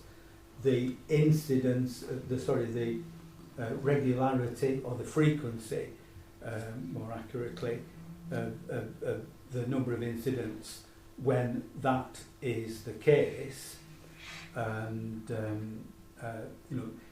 to my mind, that has not been demonstrated. So I think that is a legitimate reason for refusal as well. I'm open to committee to debate that, but I would put that on the table. So refusal on those two principal grounds, visual impact and the failure to demonstrate that flood risk downstream is not adversely impacted.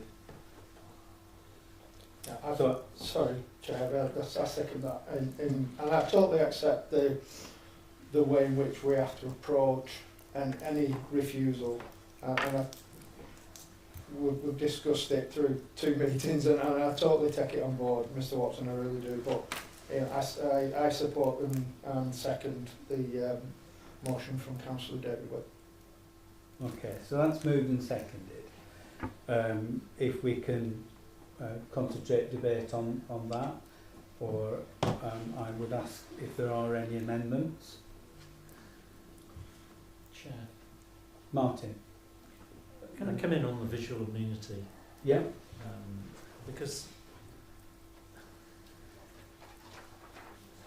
the position of, and I'll ask Mr Watson actually on this through you, Chair, but the position is, it seems to me quite clear that the revised plans do not create a ribbon development, that there is still clear separation. So I understand the concerns, and I think we all, again, share those concerns. However, again, I'm thinking about a defensible position. I am not entirely sure that I can quite grasp how claiming ribbon development is a defensible position. Perhaps Mr Watson Okay. comment. Mr Watson. John, again, I said this at the last week. I don't think ribbon development per se there's nothing in policy that says ribbon development is bad. There's nothing in the policies which will say coalescence is poor per se. For me, the argument is around visual impacts as opposed to ribbon development, and how that relates. You've got to look at it in its context. It is an open countryside. It is a gap between settlements. You've got housing facing, not all the way down. So it's not a rural setting as such. It is a semi-urban setting, down to a hard edge of urban. I wouldn't recommend approval if I thought it was poor, but I think you can have a case on that. I'm more concerned with the flooding. I don't think we're anywhere near significantly demonstrable with it. I think it puts us in a real, would put the council in a very difficult position. Okay, so to paraphrase you, Mr Watson, you think that the visual impact is a defensible argument? There is an argument there. Yeah, but you're not agreeing with the on the flooding issue. John, I don't mean this to be bad, but based on a couple of photographs, we can't go into a public inquiry based on that. Okay. We've got to have better evidence, and we've got to demonstrate it at this stage. I would remind you that the Barnsley application, where I ended up putting as the council's evidence a couple of photographs, and we won the appeal. Jim, you were right with that, but there was a technical argument about them not having considered something then, and that's what we won that on. We've also lost at the caravan site where we didn't have similar thing. We didn't have the evidence, and we got costs against us based on some photographs. So, Boise Shed, there was evidence. There was a flaw in the process that you picked up, to be fair, Chairman.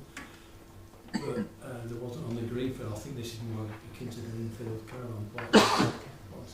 Right. Ash. Thank you, Chairman. I think it's interesting that Mr Watson just described the gap between Suff and Earby, and you take away that gap, it becomes Sufferby. It's not, you know, that I do believe in distinct settlements and distinct differences between those places, and I think it's very important.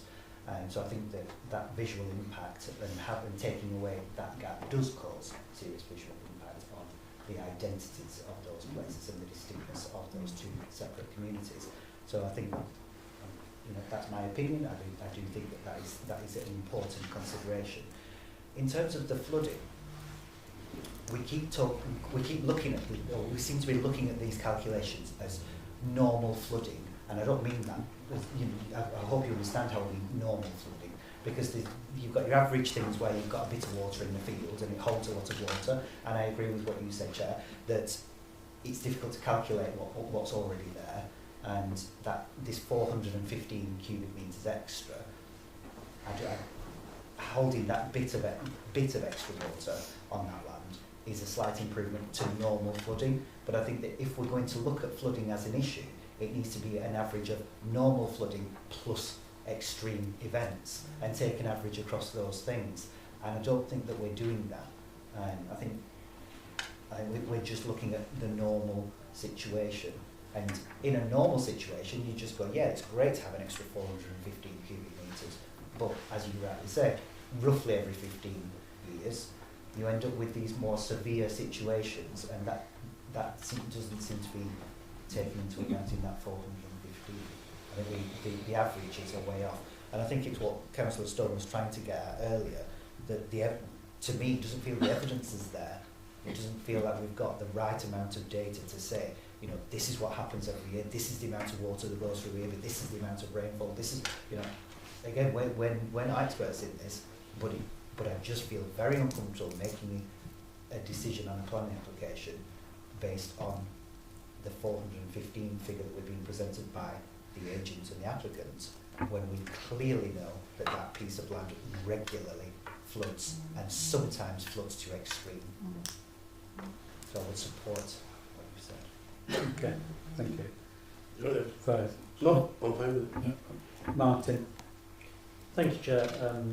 Conscious of time, so I'll be very brief. I just wanted to, we've talked about flooding, we've talked about visual amenity, and they are difficult and complicated issues.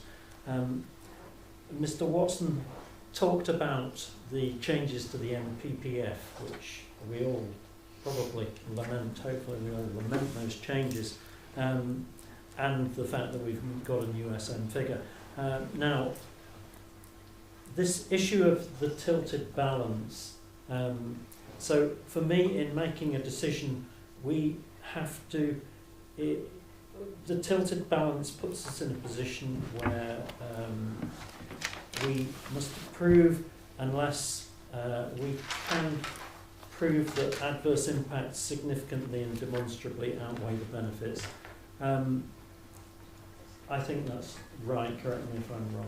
That is the position we're in. Now, I am still struggling to see what the demonstrable harms are from this application. I can see what the benefits are,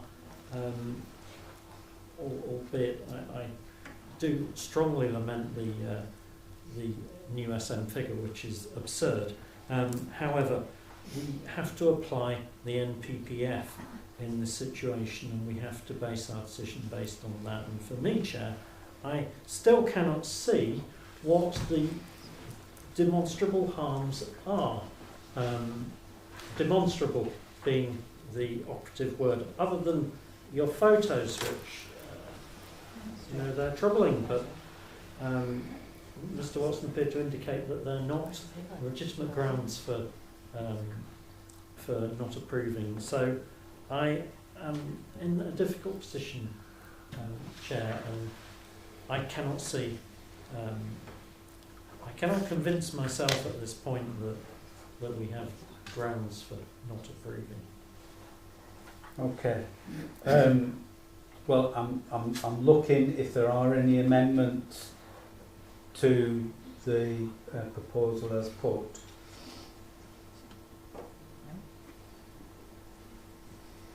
No, there are no amendments. Chair, I just wanted to highlight some issues. I would rather go straight to the vote now, because it sounds quite clear, but one of the points one of the residents did raise, which is a growing concern to Pendle itself, an additional 39 houses, if a family of 3, it would average around 195 residents, or if there's a family of 4, it's 156 residents. That comes back down to the local amenities, coming back to the doctors' surgeries, dentists, schools. It all comes to affect local traffic. It all makes a very big difference. If we can't look at other things like such, and then we keep on raising it concerns for developments in Nelson, Colne, EB, etc., and we're not looking at other facilities, it causes major issues. And you know, this is another beautiful area, because I do a lot of drives through Suff and EB heading towards Harrogate or Skipton, or whether it's Bolton Abbey, which I only did recently.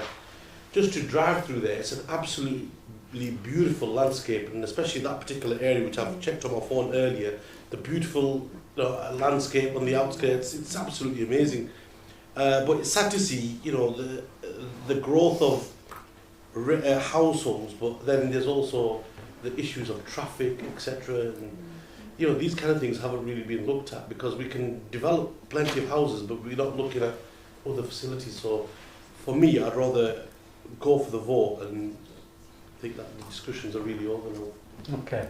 I mean, it's certainly the case that at the Evian Courts Ward there are over 250 houses currently being developed. In fact, another 140 odd probably about to start.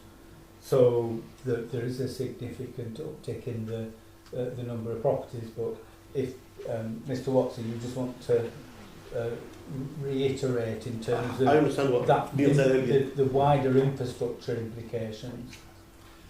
Chair, why, unless you've got evidence in front of you, you do it through your local plan. We've got an infrastructure plan as part of our local plan, and none of these issues have been raised by by the providers. So where do you go with that if the NHS, etc., aren't raising that?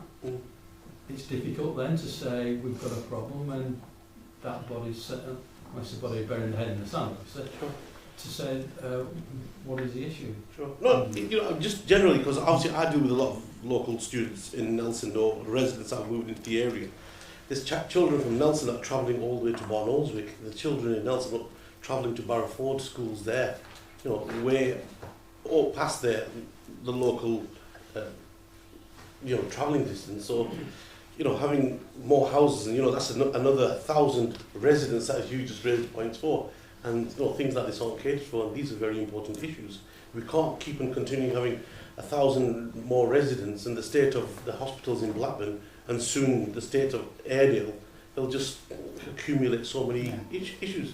I think these are very real concerns, and the major one, concerns felt by residents. I think what Mr. Watson is alerting us to is that we aren't able to take those into account in determining particular development management applications such as we have before us tonight, and you know, clearly that's regrettable. Are we prepared to go to the vote? So the proposal is that we reject this on visual impact, and the fact that the developers have not demonstrated that the proposals will not adversely affect downstream flood risk. So can I see those in favour, please show. 2, 3, 4. Those against? Any against? 1, 2. Okay. So. Oh, sorry. Right. Oh, so. Sorry. Could you repeat that, please, David? Right. My apologies. So we've taken the vote. Those in favour of rejecting on the 2 grounds: visual impact and failure to demonstrate the flood risk, downstream flood risk. That's right. So those in favour of that proposal, please show. 1, 2, 3, 5. Yeah, and those against. Thank you very much. Right, that was carried both times. Thank you very much. Thank you to the people in attendance. Thank you to the developers coming along. If people want to leave now, I'll just adjourn the meeting for a couple of minutes for people to leave if they wish, and then we'll deal with the 2 further applications. And I'll pop to the loo.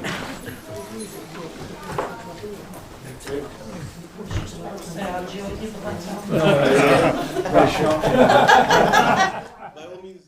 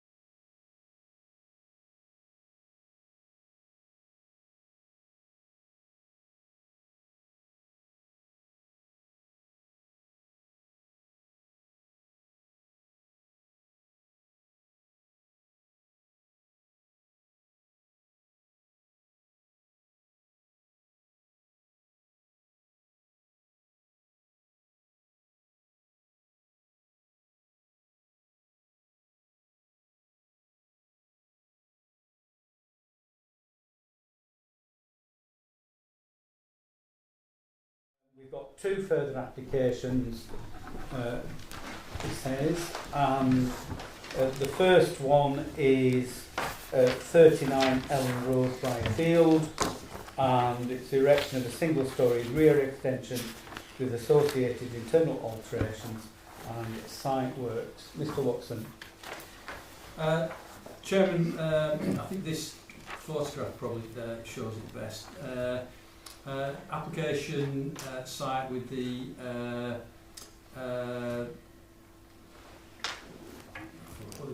things on the roof. Solar panels. Solar panels. The solar panels on both roofs. Effectively, the development is going to come to the boundary. You see the downpipe, and it's a satellite dish, and it will come all the way out for 6 metres. Further? Yeah, it will fill, effectively fill all that in to there at 6 metres, and you've got a window next to it. Our guidance document says 4 metres. You try and get it away from the boundary, but this is 6 metres, and it will have, I think, quite a significant impact on the neighbour. Ash? keep this fairly simple. Visited site, studying the garden, and the impact on this will be significant, not huge. On there, it's not the biggest house with the biggest garden either. So it's just it will be hugely impactful on the neighbour, and move refusal as recommended in the report. Okay, so the recommendation is for refusal on the grounds of the impact, overbearing impact on the adjoining property, and that involves this 45-degree rule from the window. Could I ask if that's seconded? It is seconded. Faraz? Just to raise a point, Neil, what you said earlier, if it was to be basically the extension, I know you mentioned 6 metres, if it was to be reduced to 4 metres, would that still be suffice? Chair, 4 metres in line with our SPD, but we've been told they want it dealing with on this basis. We were very clear on that. All right, fair dues. There's a sentence in the report says that this issue has been raised with the applicant. They do not wish to submit any further amended plans and have requested the application determined as it stands. So it is what we're looking at. Okay. Any further speakers? Can we put that to the vote? So it's moved and seconded that this is refused on the basis of the recommendation. Those in favour, please show. Thank you very much. Anybody against? No. So that's carried. And then the third application is change of use of part of the ground floor of a dwelling to a dessert shop at 181 Leeds Road, Nelson. And so this is change of use. There isn't any changes to the visual appearance of the property. Faraz? Yeah, just with regards to this particular property, I have had a look at this property a few times, and I was quite keen on this development. Only reason being is because there's only a barber shop next door. There's a barber shop right opposite, and there's a motor shop a block away. So, but many moons ago, this used to be a shop, which got moved. Obviously, they changed it to a residential, and which they want to obviously change it back into a shop. A sequential test was required, and I think it was provided at the last area committee meeting. But obviously, Alex, after we approved it, brought it to development management. One of the main reasons being is there are properties in town, and from what I do know, I was only in Greg's earlier today, and I was in another shop earlier today as well, who said they're still waiting for properties for the council to assign us to. So if there's still a need for properties within the town and the current shop owners are still struggling to find one, I can't see why these particular shop owners are getting penalised for moving their particular shop into town. Okay, Mr. Watson. Chairman, thank you. We did ask for a sequential test, and without points, or if you look out the window, there's a shop available directly that they could move into tomorrow that's been up for rent. So there are properties available. Penrose is slightly different, obviously, because we're trying to move them out and do deals. Chairman, the issue here, one shop probably on its own will undermine the town centre, but Nelson hasn't done too well recently. We've had applications in Colne that have been refused and the inspectors dismissed on appeal for exactly the same thing. We've got other applications coming forward. There's one in Barnoldswick at the moment without prejudging them. It just sets precedent. You know, the town centres are, some are doing well, but if you keep hollowing them out and doing incremental, this is all right, we'll just have this except, just have it. It does cumulatively, it will have an impact. So Chairman, it's more the precedent issue with this and supporting your town centre, and obviously with Nelson. We want people to come here. There's going to be millions of pounds worth of investment put in here, and we don't want that undermined by however laudable it is for the family, by out of centre developments, if there are units available here, which there clearly are. Okay, Faraz finished and then Ash.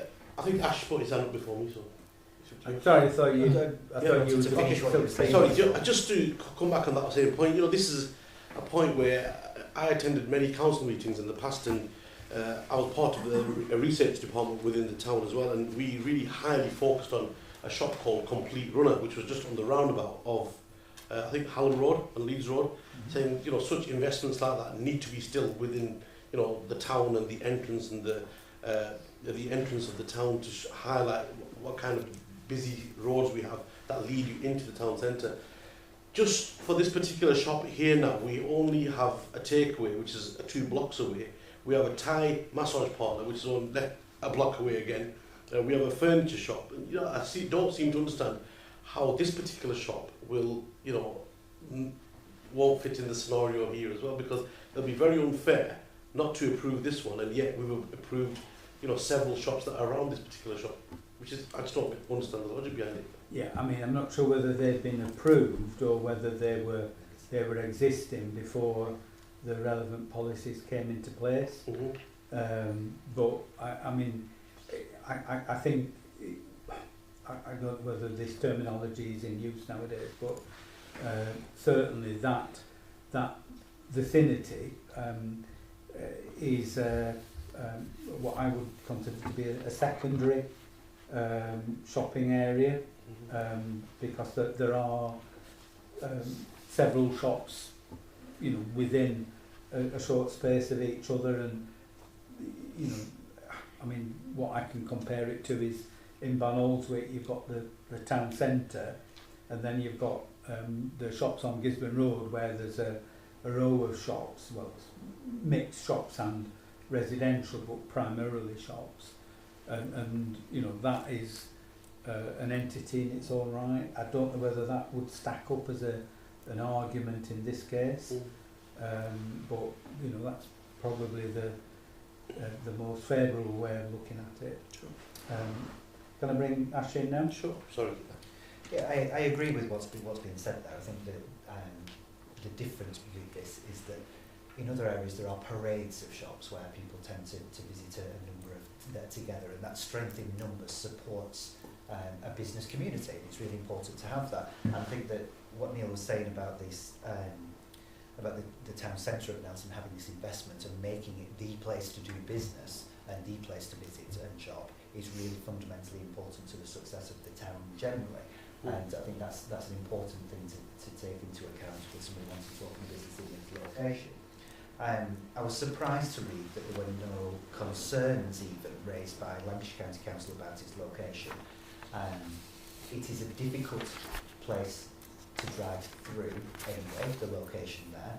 Just further along this road where we have takeaways, there is regularly obstructed parking on double yellow lines, double parking, and it causes traffic chaos.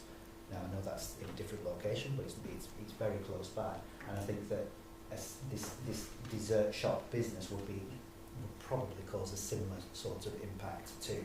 So I was surprised that it says there's a free car park nearby.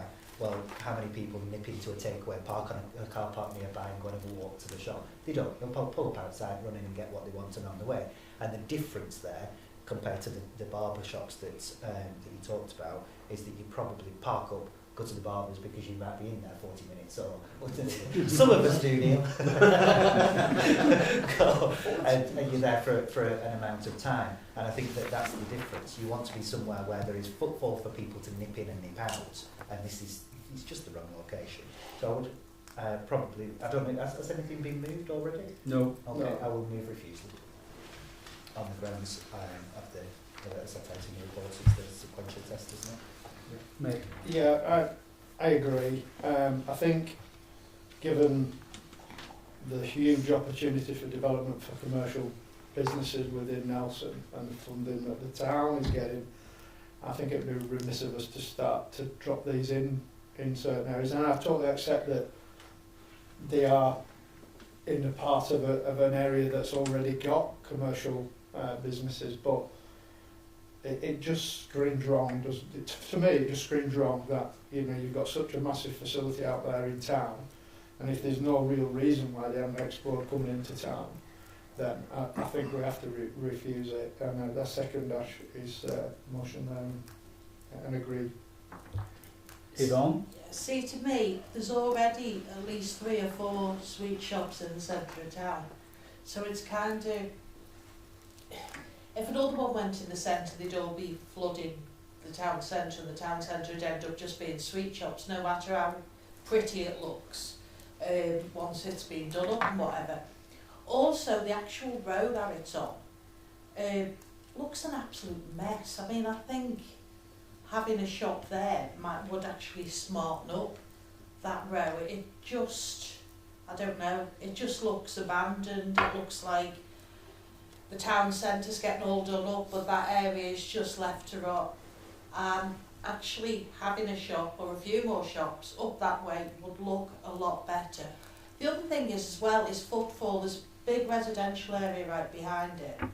Now, if somebody there wants to go and get a kulfi ice or a gulab jamun or whatever, if they haven't got a car, why would they want to walk all the way into town, all the way through town and towards Manchester Road, the other side, just to get a sweet? So, I don't know. I think it's be a good development for that area. Okay. Any further contributions? No. Okay, so are we ready to go to the vote on this then? So it's been moved and seconded that it is refused because of the impact on my paraphrase, impact on the town centre. Can I see those in favour of that, please show? 1, 2, 3. Those against, please show. Okay, so that's carried. Then come. So thank you very much. Wish you a safe journey home and declare the meeting closed.